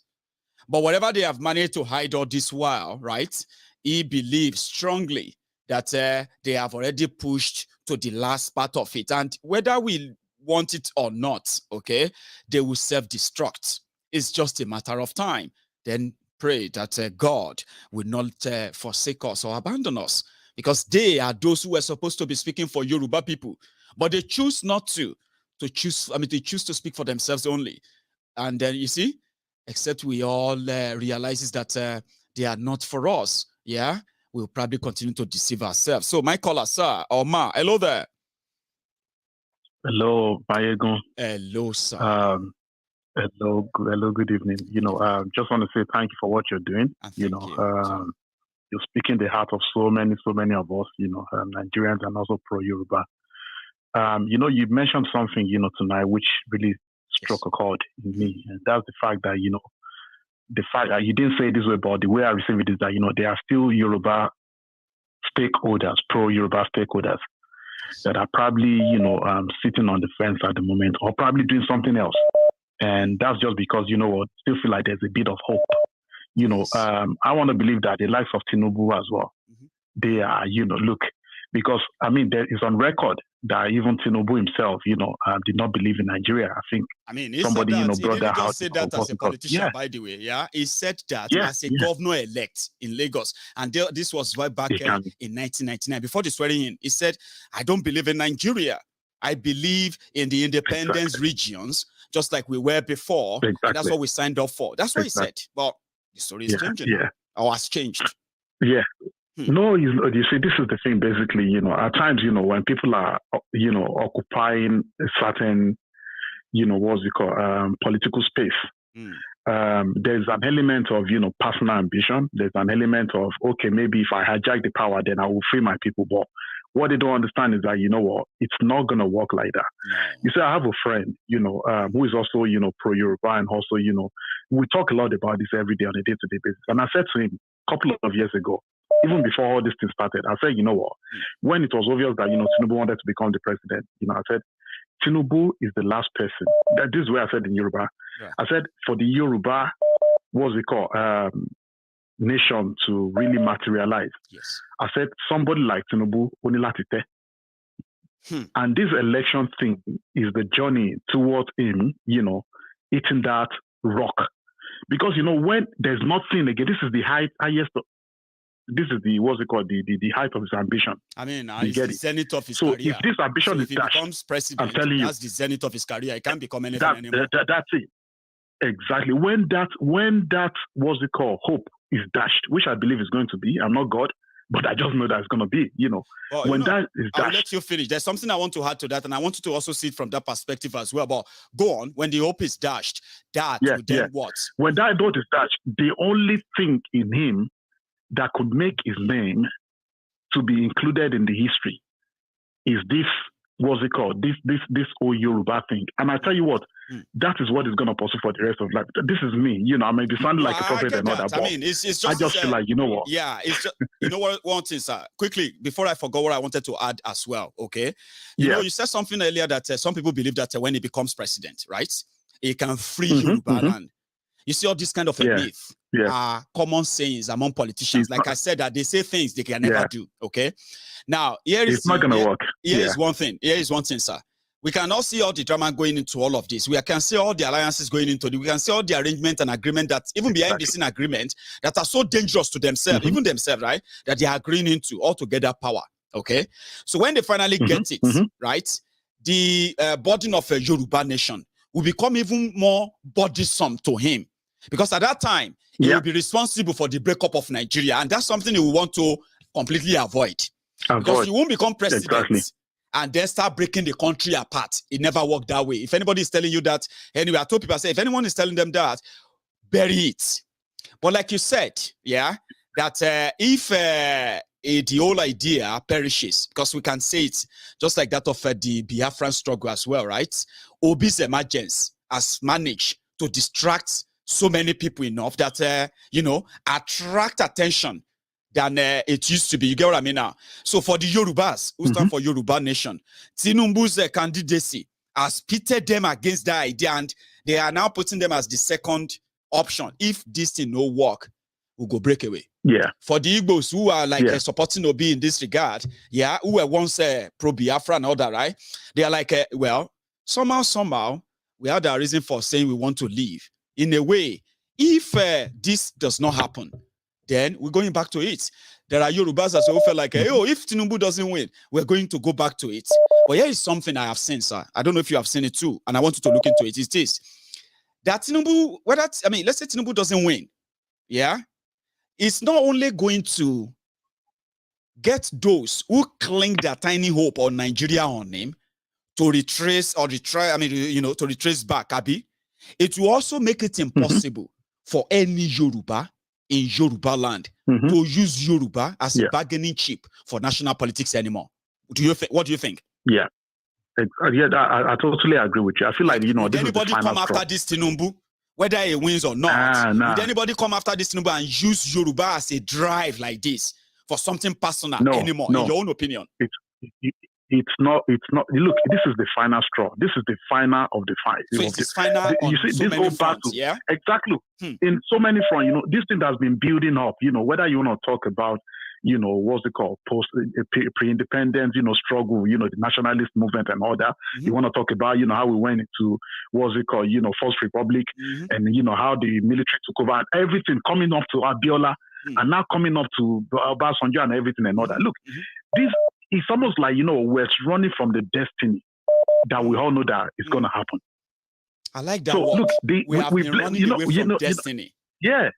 But it's going to happen. So we talk about the colonial masters. And personally, I don't want to put too much blame on the colonial masters, because why? The template we claim that they gave us is the same template that they are using in their country. That's right. They get it. And we used that for a minute. And that was the last time anything worked in Nigeria. Right. When we had that regionalism, that was the last time. So, and again, we talked about amalgamation and all that, which they said, okay, it has expired. Even Jonathan wanted to bring the whole issue up, they drowned him. Exactly. And say, oh, can we renegotiate Nigeria? They drowned him. Now that we're not ready to renegotiate Nigeria, and we're not ready for people to, they say, the secessionists, they don't, Even though that the whole thing is going to explode. And we want to go into an election, hoping to come out of that united. How does that work? It's not. That's exactly what I'm saying. That this is going to be this. Look, and ask people who have been following this thing, closely, and who genuinely have been following. They'll tell you that they are afraid. There's no hope. So the reason why you have those people sitting on the wall now is because a part of them still wants Nigeria, something to work, and they just feel like exactly. If I can just let me just click on this hope. Maybe if we push this, I know I get that. Exactly. So if that thing eventually doesn't come up, the desperation is not going to go back to the last state. It's going to have doubled by then, because exactly. That's exactly what's going to happen. So I think, for us, basically, let everybody keep doing what they are doing. We wait it out. Let the Yoruba people, with the Yoruba thing now, I even thank God, because why? They've shifted focus of the Yoruba, the whole Yoruba secession thing and all that. They've shifted focus, and there's so much underground work that is going on, with the Baba and all the other thing, bless them, that are doing those work. And they are doing it. The work is continuing because everybody's focusing on election and all that. I'm telling you. And all of that pressure and all that. For now, exactly. I think I get that too. That's, So, we just keep our fingers crossed and see what happens. But I feel like, yes, Yoruba nation, that Nigeria is going to divide. It's a destiny that everybody's running from, which is going to happen anyway. It's going to happen, whether by us sitting on the table and say, oh, okay, let's do this way, or whether by, a part breaking off forcefully or something like that. Look at those guys in the East. They are saying that there's not going to be election. They are not joking. Even Nigeria, one thing is that even Nigeria would prefer them not to have that election in a way, in my own opinion, right? But it's also a part of it. It's part of the pressure here and there. And I don't know how that is going to build up before the real election as they are doing. That's why we said, we're not even sure. Go on. This is the problem with the East, basically. They feel like they can ignore the East and say, in worst case scenario, we're going to cancel their vote and we're still going to go. They've done it in the past, whereby they cancel a vote of a state or what's going, and they still declare what's going. But the thing about that is that, the situation is degenerating so much that those guys are now, they now have the courage to dare the Nigerian government, to dare the Nigerian military, because they've seen the North. They've seen those, done it, and they went scot-free with it. So that spirit is now risen up inside of them and say, we can actually, this Biafra thing, we can take it by force. And we cannot underestimate what those guys are capable of doing. But this is where I look at it. You see, everything that is happening is working towards the same purpose. And that purpose is that, Nigeria is going to go their separate ways. You know what I say, sir? They will force the hand of Nigeria down to that negotiation table, even though they will not admit, but time will tell. Thank you so much for spending your evening with me tonight. Thank you very much. Take you on the course too. It's been a pleasure, by the way. Thank you very much. Thank you, sir. Yeah, thank you. Cheers, man. So, I have another person on the line here. Hello. Hey, Maiyegun. Sir. Hello. Maiyegun, call about me. Dada ni about me. This is a lot of more talking. London. I know. So, how are you, sir? I usually sing one song. They say, how many people soldiers 1 kilo? How many people soldiers go kill? Soldiers 1 kilo. They go kill us, they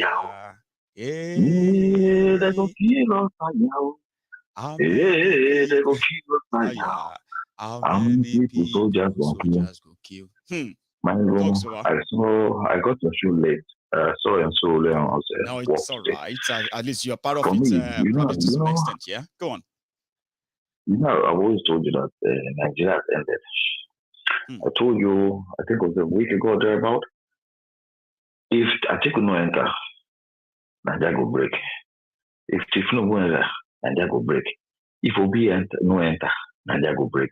It is the perfect storm.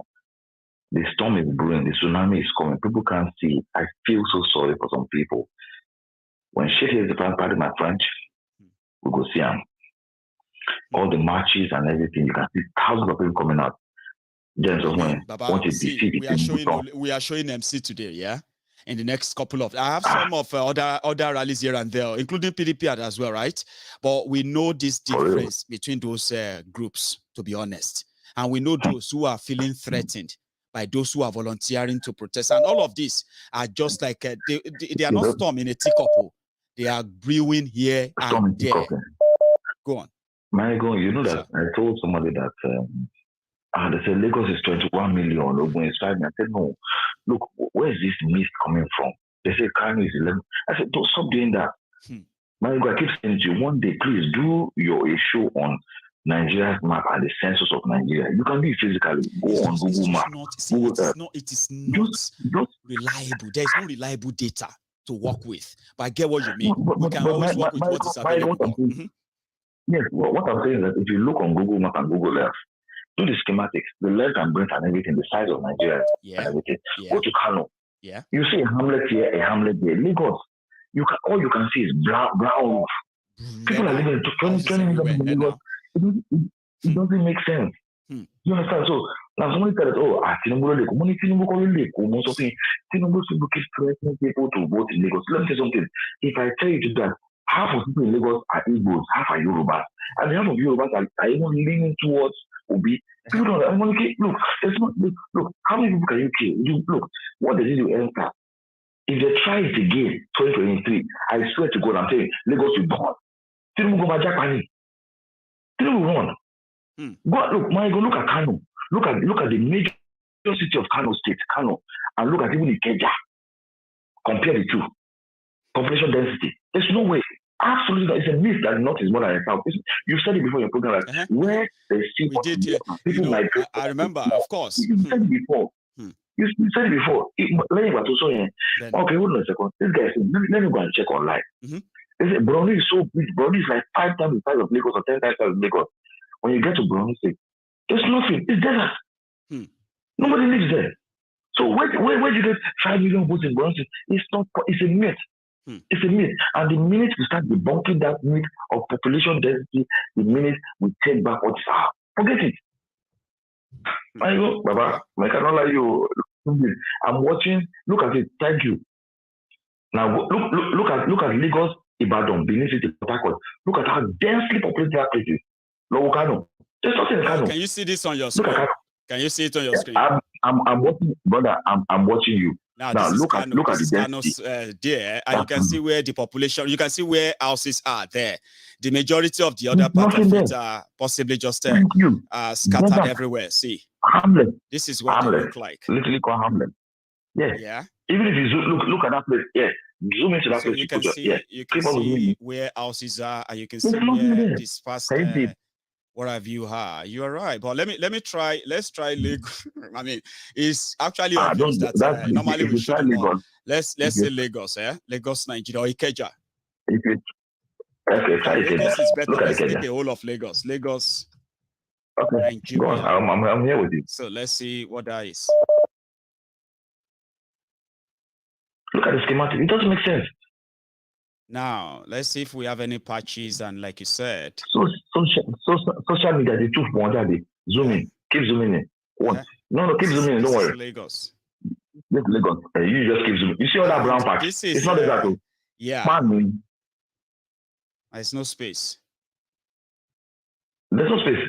Nothing. All that brown stuff you're seeing, it's not a desert. Man, look at it. Can you see? Look at that. Can you see that? Look at that. Yeah, you're right. So you tell me that the north is more than the south. Yeah, they have 20. But the population of Lagos is considered more than what do you call it? More than Kano anyway, isn't it? I don't know. I mean, it should be more than Kano. I think what happened is this, folks. You know what happened, folks? They did the census, right? They said Kano is more than Lagos. Fashola did his own census. Remember, it was like they are not taking that census. Who's that? They gave it was during Jonathan. I mean, was it during Obasanjo now? Was it Obasanjo or was during Jonathan? I'm sorry. It's not the same guy that found that phony camera in Lekki. That's Fashola guy. That same guy. Well, he's the one who said he has. They have. Let me go back to Kano, Nigeria. So let's expand Kano because I didn't really expand Kano earlier. So let's go back to Kano. Now, I'm with you. Yeah, this is Kano. Now, if we expand Kano like we did to Lagos, I think you are right. So there's difference. There's a lot of difference. There's nothing there now. No, there's you can see it now. There's nothing there. You see that slightly green patch there. That's where they're populated. Look at it now, brother. I get what you mean. So how do you tell me that there are 25 million people in Kano and in Lagos? How is that possible? Look at that. You can't find that. Anyway, I get your drift. Talks.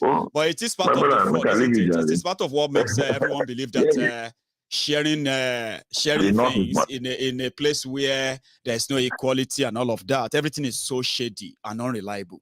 But I'll do something on that part one day when I have enough materials to talk about, okay?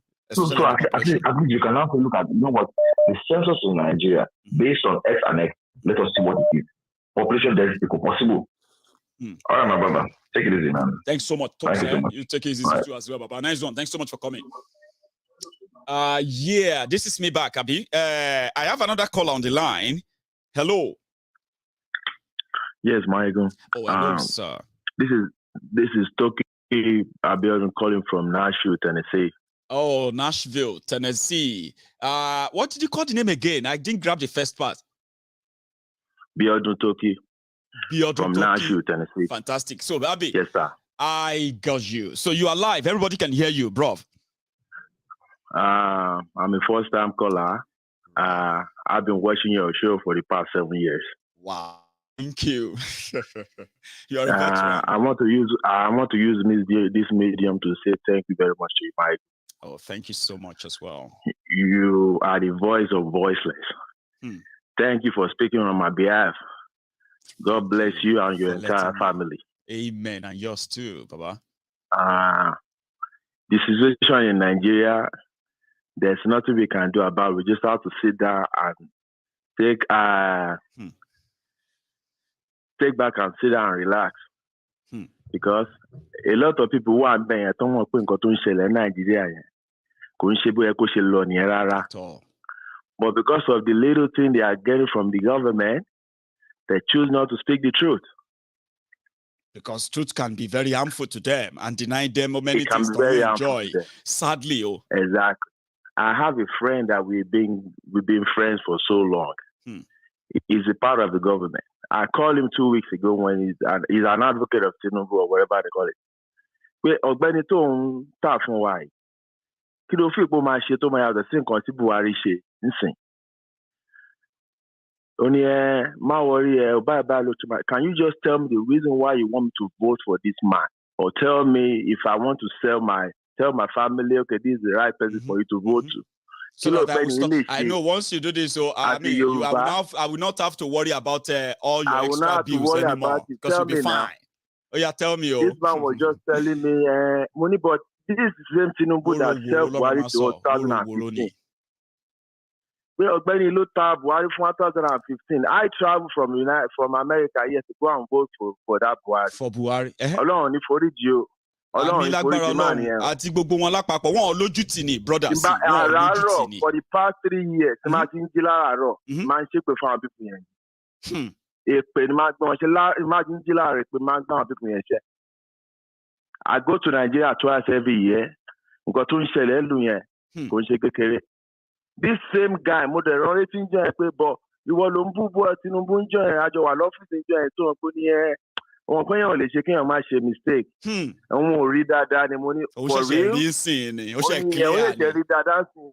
So in order for it, since he doesn't have nothing to tell me about that Tinubu ni wo jẹ́ kí n pè é padà mo lẹ́yìn kan lọ́fíìsì lọ́dọ̀ mi mo ní okay. Will you believe 2 minutes later this man posted something on Facebook again? I have to tackle it. Do you know what he posted? What? He posted Atlantic Hotel, whatever you call it. He said, this is not Lagos Dubai. Atlantic City. Yeah, this is not Dubai. This is Lagos, not New York. So you post them. So this is your mega city, right?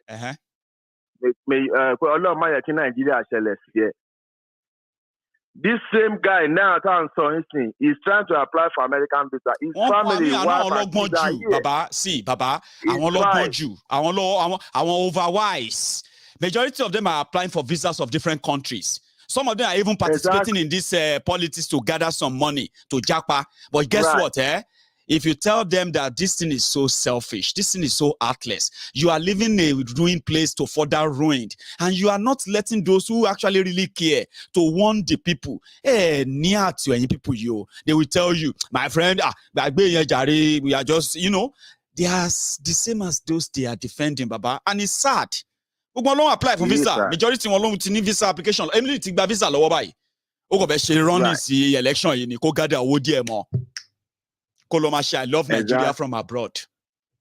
And the other thing about the oil, whatever you just show on online a few minutes ago. Oil theft in Niger Delta. Tell me what you want to say. I won't lie to you. Do you know they pay some amount of money to Lagos State government as well from that bunker you just mentioned? I mean, the big men, they do bunkering. That's what I'm trying to tell people and say, if you hear that some people are stealing oil, big men, they do they for me and you. There's the office. There's the office in the Keja.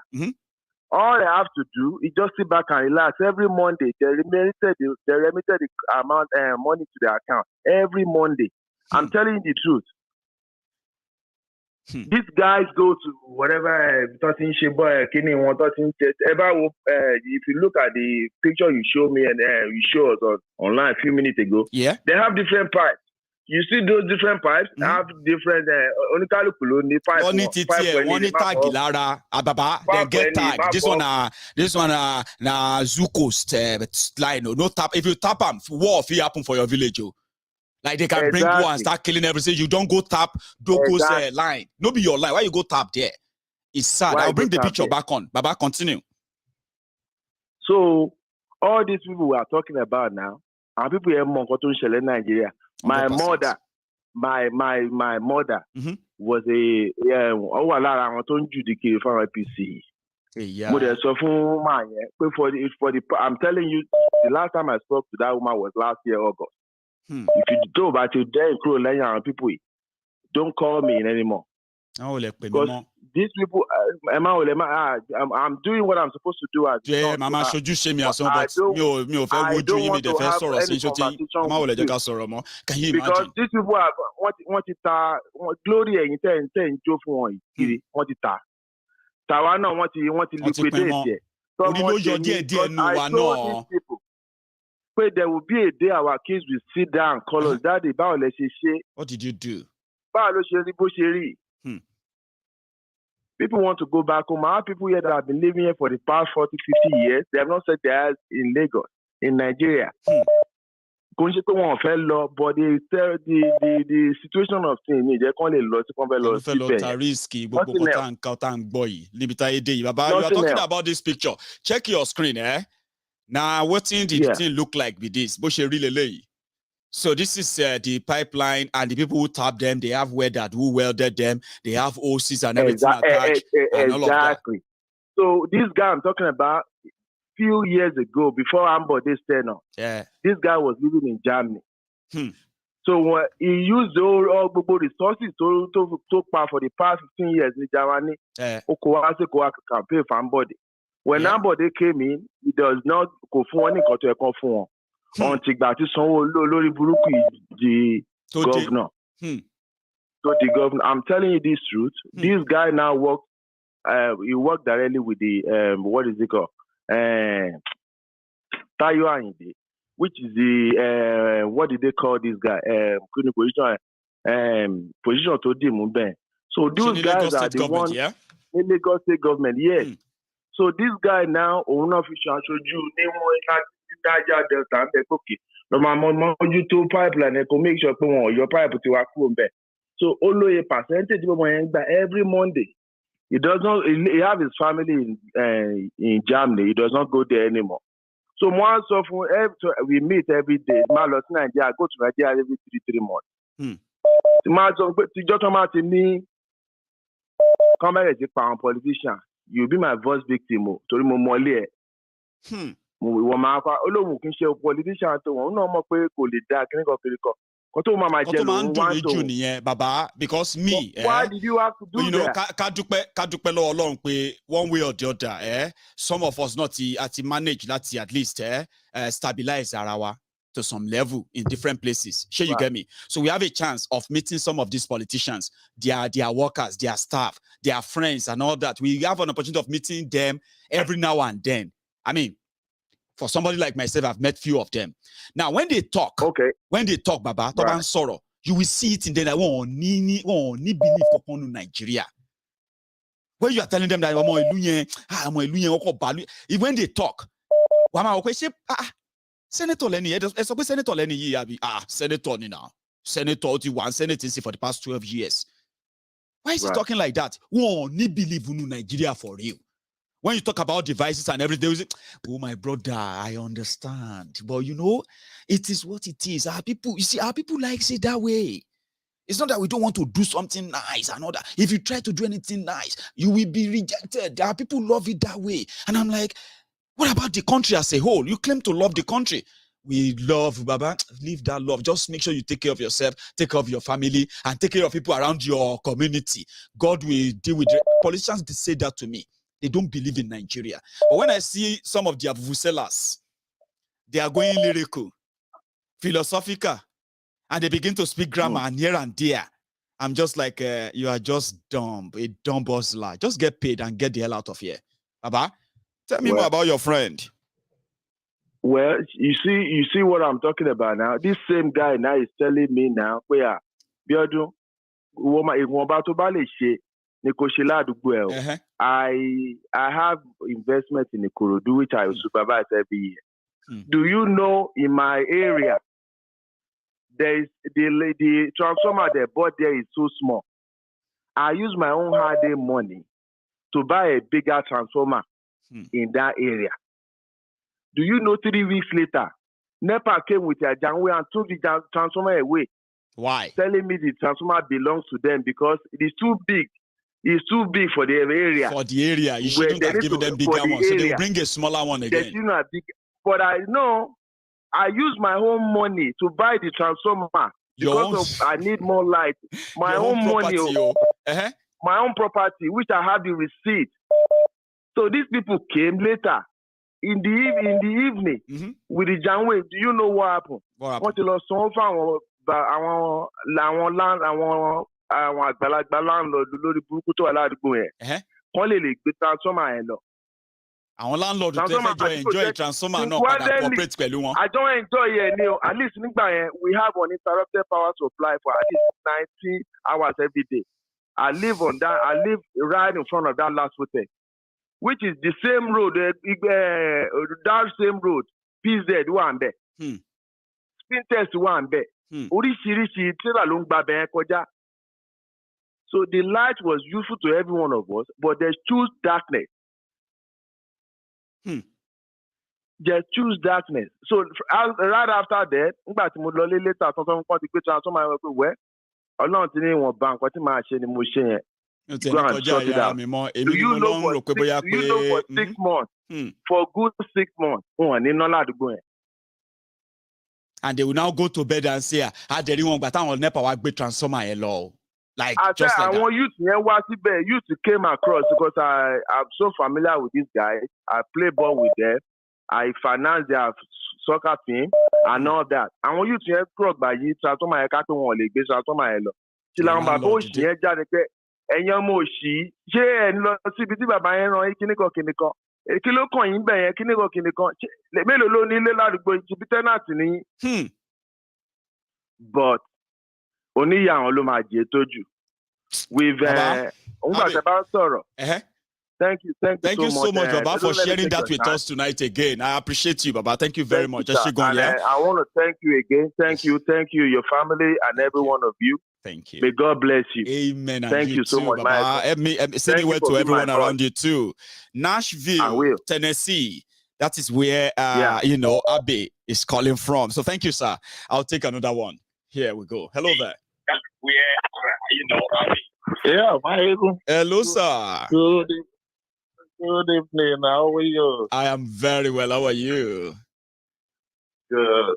This is Kenneth from Maryland.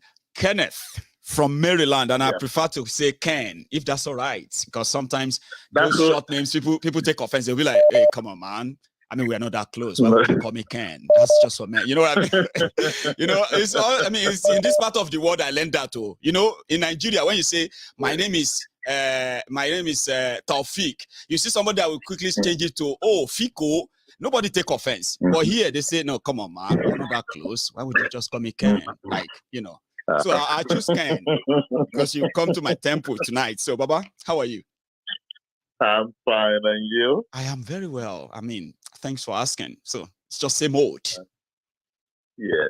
So I just listened to the last caller, and it's almost the same thing we're talking about. We've always been talking about that the greatest problem of Nigeria is his own people, his own very people that are the architect, the genesis and the revelation of the problem they have. Yes, we all agree that the leadership themselves are a bunch of jokers. But let us look at what is called the root cause analysis of even the fact that our people are so intelligent enough. And that I can say, Maiyegun, with all sincerity. That's right. If you look at anywhere in Nigeria, whether it is an Igbo man, a Yoruba man, or Hausa, any tribe, they always exhibit that brilliance, that intelligence. But yet, when you look at this, the people, even the ones at home in Nigeria, they still have the same brilliance. But yet, guess what? They are the architect of the problem where we are today. Why? Simply because they keep doing the same thing all over again and again. And that's where we are. So Maiyegun, tell me, look at it this way. From 1916 independence and the series of government that comes in, especially let's zero in on the democratic, the civilian part. Yeah. You see, they keep picking and putting the people who continue to put them in the condition where they are today. And they always put them, they always leave them worse off than they were before they were, before they were given that sovereignty or that kind of authority. So, people always kind of get to fall over, heads over heel when somebody else comes from that same fraction. So I say, hey, don't worry, I know they messed you up. I'm not going to mess you up, okay? In fact, you see that what they did to you the last, I won't do that. I'm going to do this, do that. Can you give me that? Then they follow that one again. They deal with them again and again and again and again and again and again, like catch 22. Yeah. Exactly. And listen, if you heard what the last caller said, he uses his own money. Can you believe that, Maiyegun?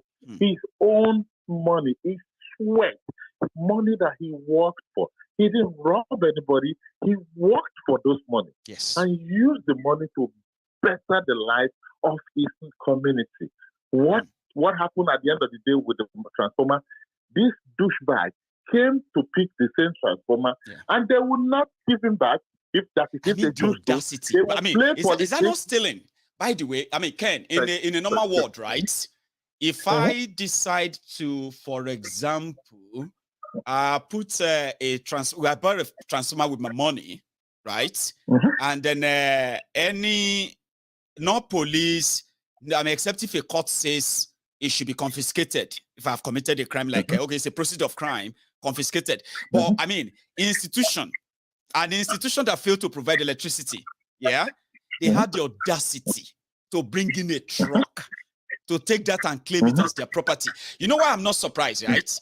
The situation has gotten to a state whereby I have heard people, right, who have to pay. Normally when you want to build a house in Nigeria, they will say you should pay. You should pay the young people around, the thugs. That exactly. They've normalized that. They've normalized that. So that, if you say you're not going to pay, people will be like, but that's how they are doing it now. Just give them. It's a normal thing. Exactly. So they've normalized it after you've bought your land and all that. Too. The worst case now, if you decide to make your property a story building or two, every layer of, what do you call it? Steer they put on, you will be paying, you'll be buying the floor, each floor. If you build a house, 3-story building, you will pay for the ground floor. You will pay for the first floor. You pay for the second floor. You pay for the third floor. Or just forget about 3-story building. Just build yourself a bungalow. If you can only afford settlement for just the ground floor. Do you know that's a new thing too? Well, it's not so new, but it's now being enforced now. So talking about the people being the problem. Yeah, Ken. Maiyegun, it's not new because I can tell you categorically, I have my brothers, I have my cousins who have bought land, who are building projects in Lagos. I know how much everybody's going to experience that. 100%. This and that. Yes, I do. In fact, the most interesting point of I wanted to bring to your attention is that I have a friend of mine. He's an APC member. He's in somewhere in Apapa local government. I think one of their spectrum. So we talk all the time. Because he's an APC, it doesn't mean I won't talk to him. But then he made a point. Right. He made a point to me. He said, I keep castigating, I keep saying this, I keep calling them this and that. He has been offering me this, he's offering me that, this and that. I said, listen well, buddy. I will be your friend and I will continue to be your friend. I will continue to tell you the truth and still be your friend. Yes. But guess what? I told him, I said, guess what? Read my lips. I will tell you as it is.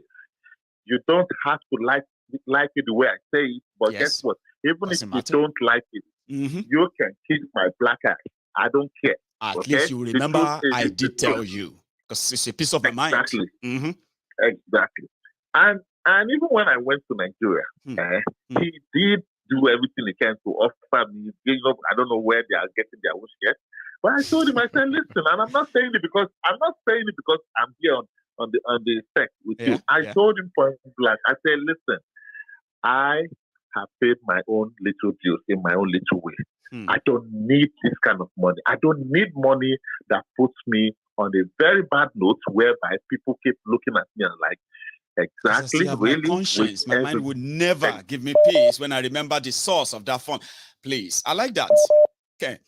And at the end of the day, I told him, I said, listen, it does not change my relationship with you.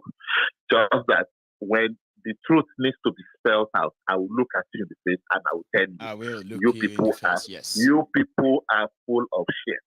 And you are dining and whining and dining. You know what they say? They say in Yoruba. I don't know how they say it in Igbo, right?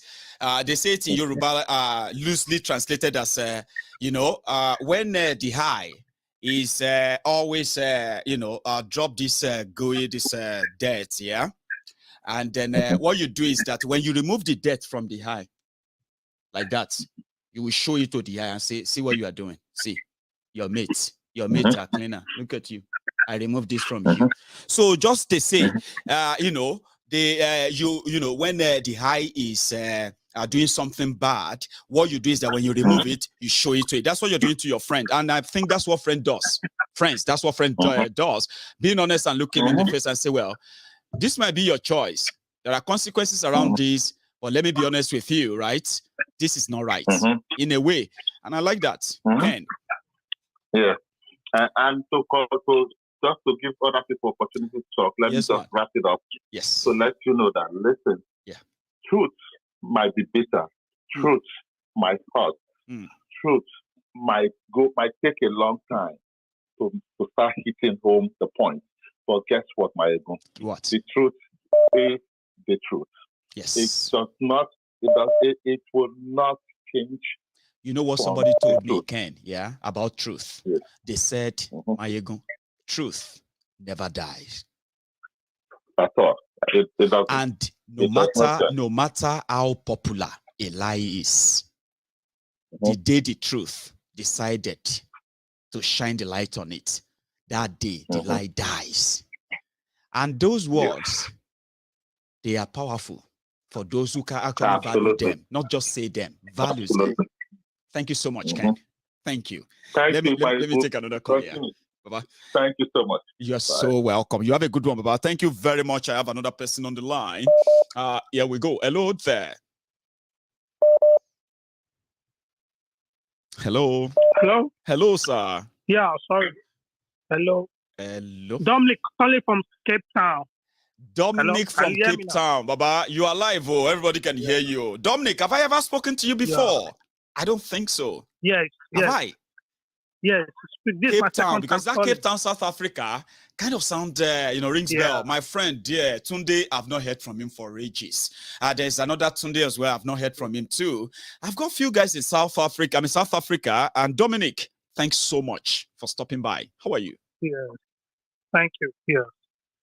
I just want to say something about Nigeria that me, Dominic, I will never step my leg to that Nigeria again except Yoruba nation come true. You said something happened to you that you feel like you will never step your foot on the Nigerian soil again. Do you want to share that? Something that happened? Why? Yes. I'm from Benue, Kogi State.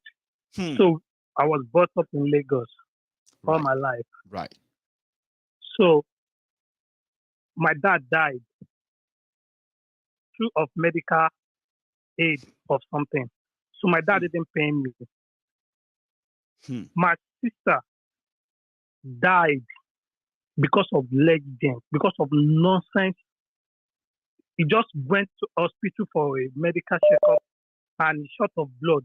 So they gave him a blood. Do you know the blood they gave him is conk HIV blood? Jesus, man. Immediately that 1 year that he has, because he's been seeking, they didn't know what. So are you talking about your dad now or your sister? No, my sister. Oh, it was your sister they gave a contaminated or infected blood transfusion, Abi? Yes. Yes. Oh, no. So when she was aware that she was given, go on, please. When he knows that he was given HIV. So I believe that he just gave up and just died. God damn it, man. So which kind of country is that? So medical negligence, medical failure, inadequate medical facility cost innocent people their lives. Two of them, I can imagine, Baba. I can only. My mom died. My dad died, and I can tell you this, not because I didn't have any money to take care. In fact, I actually thought I was doing something great. Like, you know, when we say, oh, when I grow up, I'm going to get a doctor for my mommy. I'm going to get a doctor for my daddy. I'm going to buy an aeroplane for my, you know, that stuff, right? So when you are an adult, right, and you can afford to put somebody on a retainer for your parents, where every month they just do check up, make prescriptions and all of that, and you know, I pay them good money. I mean, in Nigeria standard, but my mom still died due to quackery. Incompetence. Good hospital, some of good them. Everything. Do you know what that day? I think 100 or something into the hospital. Like in the next 2 hours, they called me that he died. After collecting the money? Yes. 2 hours later or something. I can't even know the hospital. I'm saying I'm going to sue them. They say I should fly back. I should come. That must be so painful. And all these things, they don't mean anything to them. Imagine when I was talking to somebody, I spoke to somebody, I said, you see, when something like this happens, people usually say, because that is a way. You get what I mean? That is a way. This idea of but people don't know that families and relatives of these people, so many of them, they never recover. When they begin to sit down and think, led to the demise of their family members, like, what if we did, what if that one, maybe my mom will still be here. Oh, maybe my sister will still be here. Now, the families of these victims, who are also victims themselves, nobody talk about them. In fact, they don't talk about them. Look at yourself now. What about people that die for NSAS? And people that die for NSAS, that they even deny them in death. They deny them. They say, no, nobody died. What about their families? How about NSAS? That's my friend here. My friend. We are the one that protest in Cape Town. We are the one that submit referendum to South African government. Right. So you are one of those who organized the protest then in South Africa that met with the representatives of the South African government. I remember that time. So you were there. So what motivated you? Do you know what? Some Nigerians here, when a representation against us that we want to break up Nigerians here. Well, I thought they said it was the people of the Nigerian embassy there. Were they just Nigerians not in the embassy that wrote a petition against you? People in Nigeria, we live part of people because they are politicians, the APC, what. That's why they get petition against us that we want to break Nigeria. It's South because Africa. This country, you have law. So we take those things to court, we bring lawyer, they know that it's free, you can protest. So they can't really hold us. They cannot hold you. That's why we did that Cape Town successfully. Thank you so much, Baba, for at least, Dominic, for sharing this moment with us as well, okay? Keep holding on. Good night. And holding steady, okay, in that area. Everyone who has that faith and that belief, I can tell you this, tonight, okay? It is not going to be or go to waste. Just keep holding on, because people know better now, I'll say. Thank you so much, Dominic. I have another caller on the line. Hello there. Maiyegun Baba. Yes, sir. To my brother. Yes, sir. How are you, sir? Very, very well. Kunle speaking. I can tell. It's been a long time. Kunle Afo. Papa, it's been a long time. You just codedly stay there and then keep monitoring. Where are you now? Because I'm not going to say your number is telling me somewhere else. But I can tell you are not in that your VI this evening. I'm in Netherlands. I'm in Amsterdam now. I know. Anyway, even though your number, go on, Baba. I watch the program every night. I just said, let me be observing from afar because it's an unending conversation. And until it gets better, there is no reason to stop talking about it. There's no point in Nigeria, most Nigerians, either at home or away, we are all suffering from PTSD. We are deprived, mentally deprived. The country has taken one thing or the other from every one of us. Just like everybody, everybody had their experience. I myself, armed robber came to my house. NEPA took the light, so I had the gen on.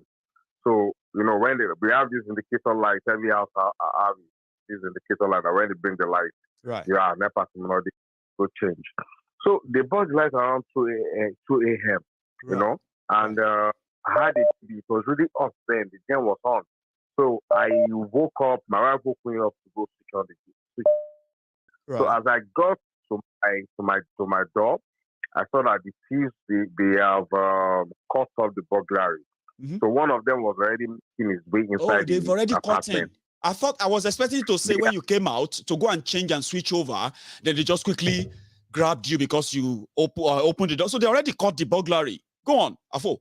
They caught the burglary. They were coming to meet us inside. But I used remote control to switch it off from inside. So I don't need to go outside. Oh, you don't have to. Okay.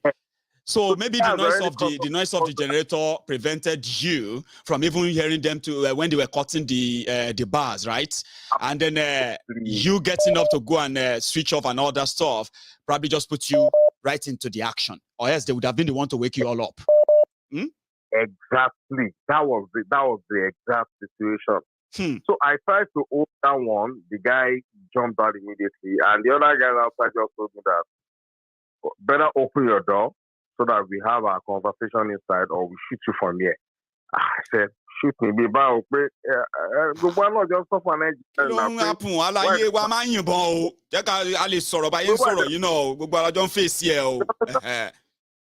I told the guy, why do my family pay me as a politician? The old regular guy. So why do you want to come and speak on me at that? The guy said he was going to shoot me. I just raised my voice, calling my neighbor, Baba this, Baba that. I didn't eat the burglary, but nobody responded. It was in the dead of the night. So eventually they left. So they haven't really successfully, caught the burglary in a way. So before you woke up, so they didn't complete that because if they've caught the burglary, they could have jumped in, or better still, they were banking on your fear. Maybe your fear will show so that they can use that you open the door, lie down, and start begging or something. What happened? Why would they just leave? They tried talking me into opening or the shoot. So when I started shouting, one of my neighbors started throwing bottles into my compound. Right. So the sound of bottles made them take off. They were people are well. Yeah. I get that. So you nearly got robbed. A fool. I suffered that PTSD for 2 years. I couldn't sleep in the room. I sleep in the living room. I bought a dog. I did barbed wire around my house. I got a security guard. I formed with the community. I bought pizza, I bought cutlass, I bought pepper spray. In fact, I don't want to 2-3. I was turned into something else.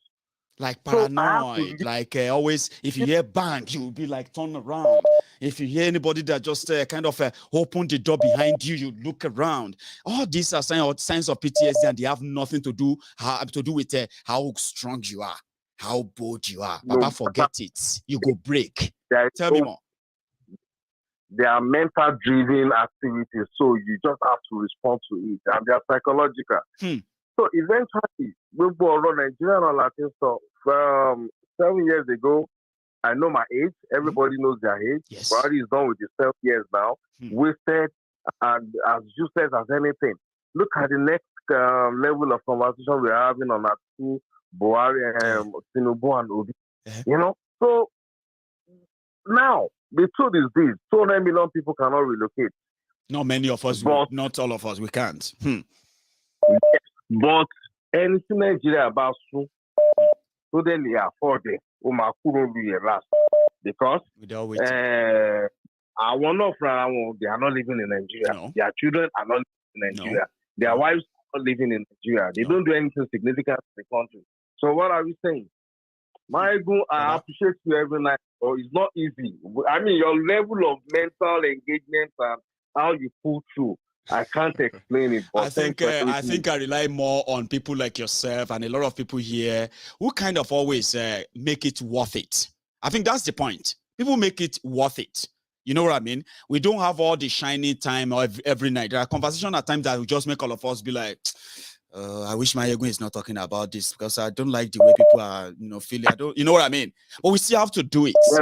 But when I see people that come back to say, Maiyegun, well done. Oh, we feel no feel show you how much we appreciate this. But when we have a chance of telling you, we'll tell you. So I think that's the reason, one reason why I keep coming back. I mean, what else would make somebody to keep coming back, to keep talking to the same set of people, and that will continue to do the same thing again? Only few, 1, 2, 3. Change their mind every now and then. And those who change their mind, most of the time, right, they are momentary. Something will even take them away again. Then they'll come back again and say, Maiyegun, I used to listen to you, but sometimes I decided to go and but later I realized I was wrong. I'm back again. They are going again. So, like you said, the mental capacity to understand all of that and still be able to show up, right? And not make all of you feel bored. I think it's all up to you who keeps encouraging me. I think that's it, if you ask me. I appreciate you, Baba. Well done, bro. Let me allow. Have a good evening, brother. I appreciate your time too. Afo, you have a good one and enjoy London, okay? It's getting colder now, by the way. So let me take another call here. Let me know if our audio is still very perfect. We are going to be rounding up in a little moment. Princess, I can see that you've been trying to get in as well. Hello, I have a caller. Hello, can you hear me? Oh, I think I didn't take that. So I saw Princess trying to call in earlier. Somebody else took the slot. Hello. Hello. Good evening. Sir. Yes, sir. Good evening. This is Maiyegun. Yeah, this is my first time calling. Actually, yes, I am a regular watcher of your program. This is my first time calling. A veteran on Maiyegun's Diary Politico. Your name, if you don't mind. Do you mind? Yeah. My name is Kola. Sake. Now you are live. I'm not going to ask where you're calling from if you don't want to share that, okay? But everybody can hear you loud and clear, sir. Please. Yeah, first and foremost, I really appreciate your program, and you have really impacted in so many people's lives. What happened is this. First and foremost, let me apologize. Let me ask for God's forgiveness, because I was part of people that campaigned for Buhari in 2015. I mean, right? Even right. Let me say something quickly. Even though you choose to say God should forgive me because of what it has turned out to be, okay? There's something that it is your right, and you should never be sorry for it. And I'll tell you why. I'll tell you why. Now you can hold and man up and say, I share in the responsibility of his failure. Okay. Yeah. And as a person, so I share that. Yeah, you do. But I mean, you may regret that you did, and you still do. Okay. But don't regret that you have a choice to make, and you did make that. I just thought I would share that with you too. Please go on, sir. So, okay. So, in that 2015, when Buhari was contesting, I was part of people. When I see people writing a lot of stories about Tinubu, and all of that, and now the propaganda was out of this world. I look at them and I say to myself, I did more than this in 2015 because in fact I was given a laptop. Because I was a member of Buhari Vanguard in Lagos State. Wow. Something like, all those stories, I was part of people writing Buhari, when Buhari was Buhari driver, Buhari son-in-law, and all those things. All those things, I was part. But now, my head is now correct. So you have now turned to Shupa that like you are part of those who cook for them in 2015. You know what you cook. Now today you are no longer in that place, and you are even waiting other people are cooking, and you are like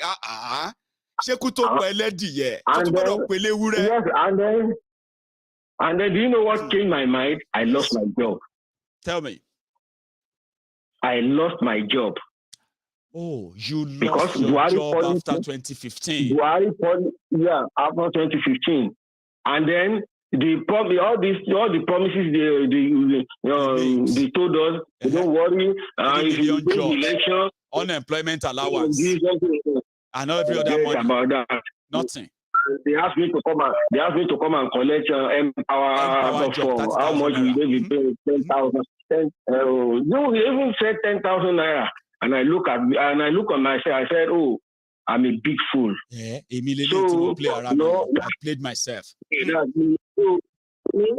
My advice for those people writing all those rubbish on social media, they say Maiyegun writing against Maiyegun and other people fighting for you. Their problems. They say this Maiyegun is a useless man. He's an enemy of Nigeria, enemy of Yoruba land. Baba, your senior colleague, we don't do the whole thing before he's talking to you. Baba, let me tell them, I'm not their problem. So you see, they are the one that are useless because I can say I was useless after supporting Buhari in 2015. Yeah, because I lost my job and my wife was feeding me. Oh, so you lost your job, you lost your marriage, or you nearly lost your marriage, you mean? Yeah. So let them. Baba, see, I'll tell you why I said that. I'll tell you something, right? See, I have few friends, okay, who were also for Tinubu. I'm sorry, for Buhari in 2015, and they were like, I don't know. I mean, everybody just believed that because people never felt or never saw Nigeria in that situation before, where Jonathan, we're seeing a terrorist here and there and all this thing and the propaganda that follow Abi. People were feeling like, no, Nigeria, this is terrible. So it was easy to sell the propaganda. But you know what happened, sir? You know what happened, That my friend lost his job. But he's a guy who happened to be somebody who has a job. He had a job, right? And he had a business, which is a fish pond business, okay? So he made enough money that he was running a small business on the side. Then he also had a job. He lost that job. He lost that business. He lost his wife and he lost his 2 sons because you know what happened, sir? When the lady will leave him and divorce him, okay, she was already like she already got an American visa. Probably they are watching me right now, so I will keep the names anyway. So the lady already got when he was going through all of that. By the end of 2018, the divorce and the rest of that, like everything don't scatter. She's already with American visa with her children. I don't know what happened. You know, before the beginning of 2019, when my pal was completely down. I mean, down. Somebody with 2 cars, had nothing. His wife was telling him in America that they would tell him about their divorce. The lawyer would talk to him. Since 2018, he hasn't seen his 2 sons. He lost his job. He lost his business. He lost his marriage. And then he lost his children. And that is somebody I know. And there are many, many people that immediately they lost their jobs, they lost their marriages. Many marriages crashed after this change and all that. It's just so unfortunate that this happened to you too. And your testimony, people can now have it on this record tonight. Go on, Baba. Yeah. So let them continue because Tinubu they are following up and down. Tinubu is a political contractor. Yes. Yeah, his main. Tinubu has no industry. Politics is an industry. Baba, they say he's a billionaire, but he no get any business. Nobody will tell us say this is his business. This is where he made his billion. We know where he made it. Yoruba will say 141 back power because if after 2023 election, if Tinubu loses the election, he will not fight. If Atiku wins the election, he will use them to negotiate. And now? That's just it. Tinubu just call Atiku. We are political. All the same, exactly. And they do their thing behind the scene. Exactly. So what is okay? In this your new government, what is in for me? What is in it for me? What is in it for my boys? Exactly. Yeah, something like that. And before, if I not promise maybe 2 or 3 oil wells and some ministerial slot, something like Tinubu we align with Atiku and then it's chop will continue. And though some of you writing all sort of Babalokan, all those on social media, you are the one that on a Monday. So all of you, Tinubu will continue his own life, getting more money for himself, and then some of you will become useless at the end of the day. So speaking from experience, speaking from experience, but they have no idea, Baba. See, they come out. If they can, I will show them my first for Buhari Vanguard. So I was the mobilization officer in Alimosho local government. People in Alimosho local government should know I was the one because our form of Buhari Vanguard Lagege. The Buhari 2004, 2015. I want to get member Buhari Vanguard. In 2001, sorry.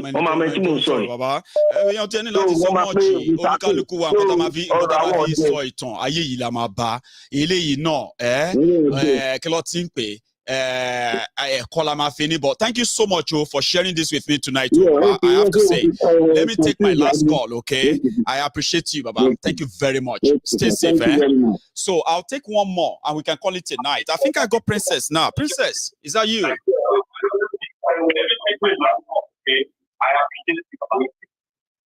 Hello there. Oh, Princess, fine, finally. I mean, thank you very much, for calling in as well. How are you, Princess? I'm fine. How are you? Well, I am here and I'm good. Thanks for asking, by the way. Yeah, I am calling because of Olatokunbo. One Olatokunbo like that in the comment section. Oh, somebody in the comments. What happened? Olatokunbo, but they move. If you're still here, I'd just like you to listen very well. Yeah? Yeah? The psychiatrist said over 60 million people are mentally not okay. Yeah? That's right. So when I listen or read chats from people, Maiyegun, I've always told you this. Go hard. Plus one, dog.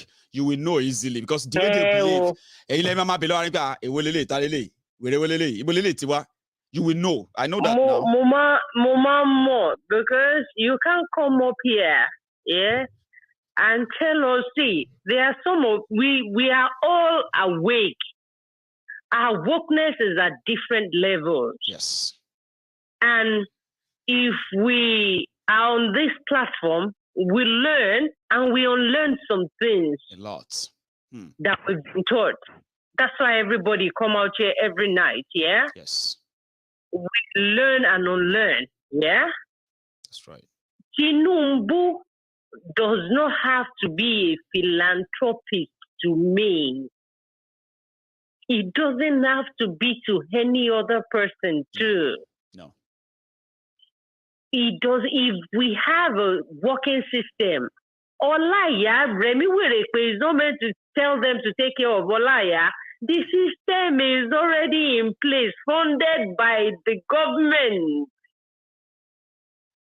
Somebody was asking, how many Yoruba are benefiting? Yorubas do not need to benefit from Tinubu.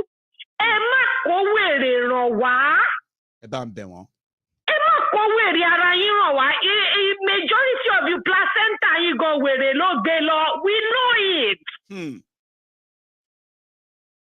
The system, if the system is in place, if there is a working system, yeah, Alabaru le one hospital law. Yes. Konde dalong bien. If there is a working system, the guy, Dominic that called from South Africa,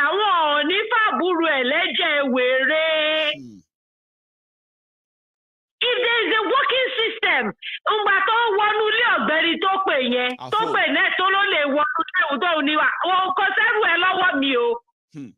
Security máa mọ́lẹ̀, ó lè gan lè níṣẹ́ lọ́wọ́ kó má padà jalè. So you don't come on here and tell us, Tinubu is this. If Tinubu is that, so ayé bá wa ṣe ni àbọ̀ bí ẹ ṣe pè ní. Láti ẹ̀ lè sọ pé kálọ̀n sáré bá a bá tiẹ̀ jẹ́ náà tó bá jẹ́ pé tíyàn bá ní. Àbọ̀ fẹ́ kó fi ẹ́ bú ni. Àbọ̀ ò fẹ́ padà délé ni. And gbogbo tẹ́ yín sọ iná ẹ̀ ń bèrè lọ́wọ́ ẹ̀ ní òun ló kọ́ sọ pé mo fẹ́ délé. Àwọn èèyàn àwọn ọmọ lọ school millions of children out of school children. What about those who are already, Princess, what about those who are in their finals, right? Final years that have been waiting for the past 8 months just to pass out and they be able to at least go out there and look for something to do. Now, no certainty. I don't tell people not to vote for whoever they want to vote for. When I talk to people and they tell me, who are you now supporting? I am not supporting anybody. I am supporting Yoruba nation. Yes. Which is not on the ballots. Since it is not on the ballots, I am not part of the election. I am not straying away from it. I'm not walking away from it any minute from now. No. I am not walking away from it in the nearest future. Who are you supporting? I am not supporting anybody. If whoever decide láti pé ilé Sunday Agbero tó ṣe Yoruba nation, tó bá jọ òun ló ń sọ nǹkan tí mo fẹ́. Yoruba nation yẹn ni mo fẹ́ máa fẹ́ lọ. Tó bá jẹ́ nǹkan ló ń bá nǹkan ọ̀rọ̀ ẹ̀ ń bá tèmi mu, òun ni mo fẹ́ máa tẹ̀lé lọ. Gbogbo yín, what's the name of this idiot that Festus Keyamo?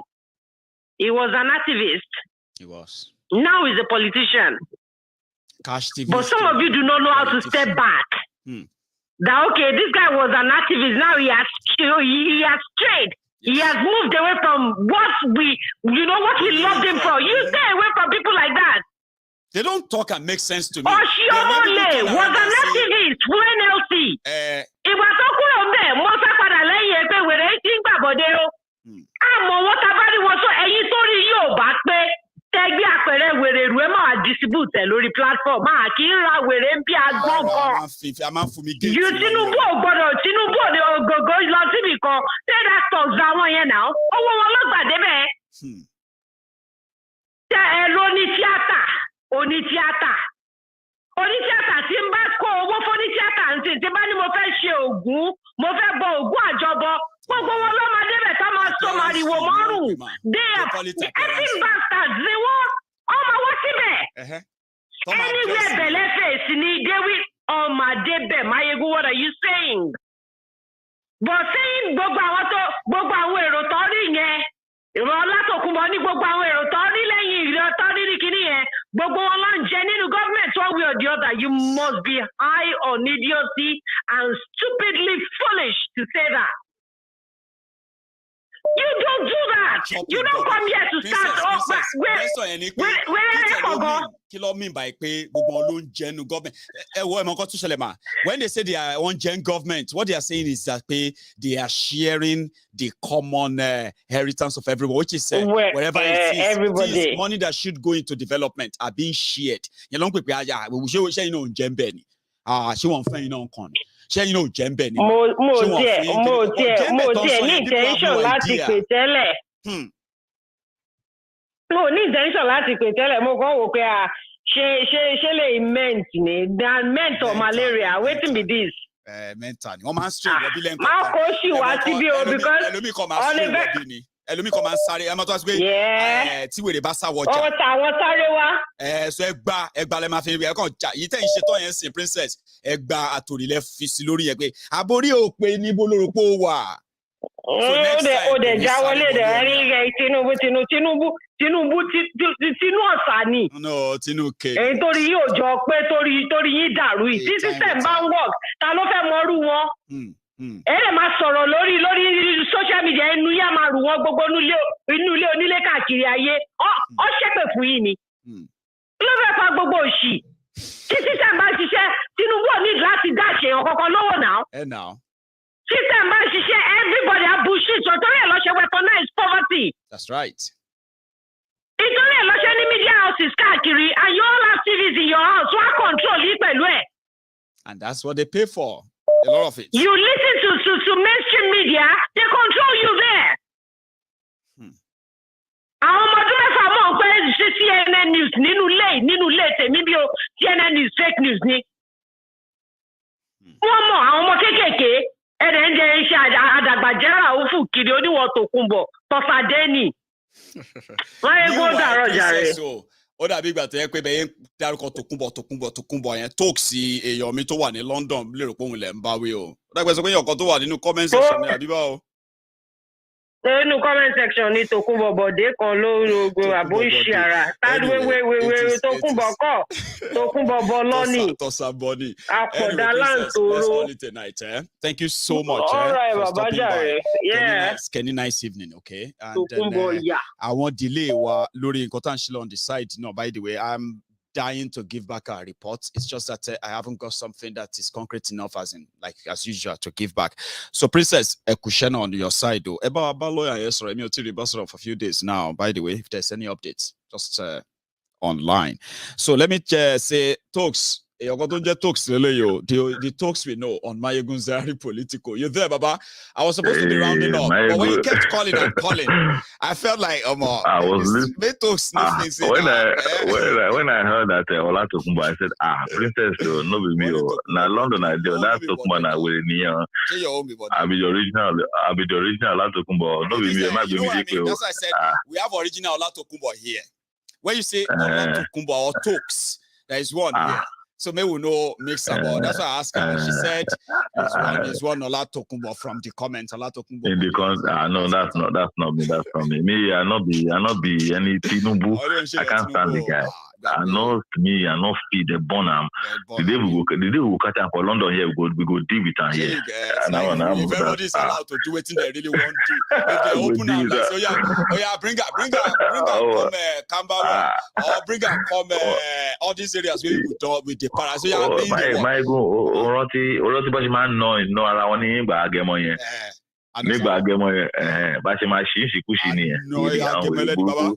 It is well. So thank you so much. Thank you so much. I'm not. It's not this Tokumbo. This is the original Tokumbo. That one I take it. No, it's not you. It's not you. Nice one. Thank you so much. In fact, I didn't even know that you are still watching. That's so brilliant, Baba. I'm still watching it. When I heard you're going to stay with us till the last minute. I appreciate that. Oh, not joking. Bro, I'm here tomorrow morning. If you like, come back 2 o'clock in the morning. My alarm will wait and say, "Oh boy, my views are around." Ready? Yeah. Nothing to you. Nice one, boy. Love one. Nice one. Nice one. Yeah. So that's the talks there. We have people who are veterans of Maiyegun General Politico, and I can't lie to you. All my callers on this program, they actually have their audience too. If you are a regular, Osita has his own fans. Princess has her own fans. Talks, that same talks has his own fans. Even Afo has his phone. You see Edaola Olua. I can't remember all the names. Lady Abby and so many other people, Olori and others, right? If they speak, they have people who have known them very well with their contribution over time. So if any of those names are dropped and not well explained, you can be sending a wrong signal to those who knows them very well. So talks, not your own Tokumbo. It is some other Tokumbo that some way, astray down to our platform. But we've done our part tonight, and my time is so up. If you are just joining us, see, what you have to do is to watch this from the start. It's quite interesting. I did my best to make it more educative and all that for everyone. But listen to me, yeah? You can watch this all by yourself again. Or you can look out for the replay tomorrow or some other time. But for tonight, I want to say thank you to all of you, every one of you, for all the time. And I keep saying this every day because that's my own way of showing the appreciation for the time and hours you all kind of expend on Maiyegun General Politico. No joke. My timeline said that many of you here, you actually spent 80,000 hours watching Maiyegun's videos in a month. That's massive, isn't it? With the views, that is over 1 million for this talk in a month. I wish I could get more. I want to have I used to have like 10-15 million. On Facebook, I have over 75 million reach. That is enough people that get to see about Maiyegun every now and then. So to every one of you who has been part of this, as always, I want to say thank you again. And I'm going to see you some other time. Until then, stay safe and never stop watching Maiyegun's Diary. Politico.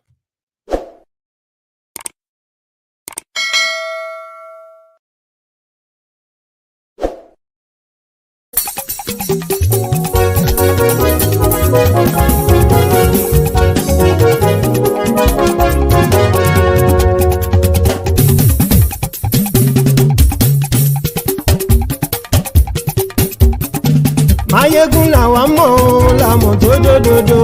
Maiyegun Diary Maiyegun number one.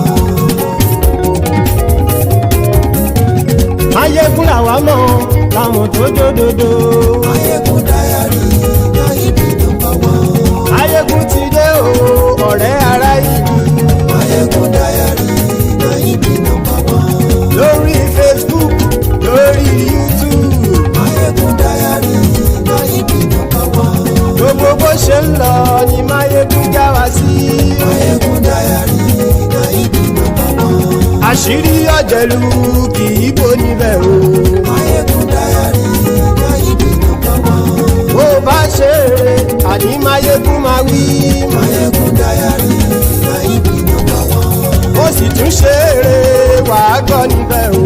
Maiyegun Diary Maiyegun number one. Maiyegun Diary Diary Politico. Maiyegun Diary Maiyegun number one. Godfatherism kò sí lọ́rọ̀ Maiyegun. Maiyegun Diary Maiyegun number one. Ẹ farabalẹ̀ sẹ́ o kẹgọ́rọ̀ lẹ́nu o. Maiyegun Diary Maiyegun number one. Àní Maiyegun làwa mọ̀ tó dòdòdò. Maiyegun Diary Maiyegun number one.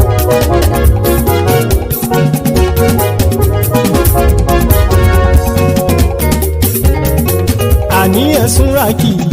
Maiyegun ti dé. Maiyegun ti dé. Ọ̀jẹ̀lú ẹ̀sùn rákì. Maiyegun ti dé. Àní ẹ̀sùn rákì. Maiyegun ti dé. Lórí Facebook. Maiyegun ti dé. Àní ẹ̀sùn rákì. Maiyegun ti dé. Lórí YouTube. Maiyegun ti dé. Àní ẹ̀sùn rákì. Maiyegun ti dé. Bọ́ bàbá gbé wúrẹ́. Maiyegun máa wí. Àní ẹ̀sùn rákì. Maiyegun ti dé. Ijó ìgbádìyẹ. Maiyegun máa wí. Àní ẹ̀sùn rákì. Maiyegun ti dé. Bí pẹ̀sìdó bá rúfin o. Maiyegun máa wí. Àní ẹ̀sùn rákì. Maiyegun ti dé. Bí gómìnà kówó jẹ. Maiyegun máa wí. Àní ẹ̀sùn rákì. Maiyegun ti dé. Ọlọ́pàá tí ń gba rìbá. Maiyegun máa wí. Àní ẹ̀sùn rákì. Maiyegun ti dé. Aṣòfin tí ń rúfin o. Maiyegun máa wí. Àní ẹ̀sùn rákì. Maiyegun ti dé. Òpùrọ́ olóṣèlú. Maiyegun máa wí. Àní ẹ̀sùn rákì. Maiyegun ti dé. Ọ̀jẹ̀lú ẹ̀sùn rákì. Maiyegun ti dé. Àní ẹ̀sùn rákì. Maiyegun ti dé.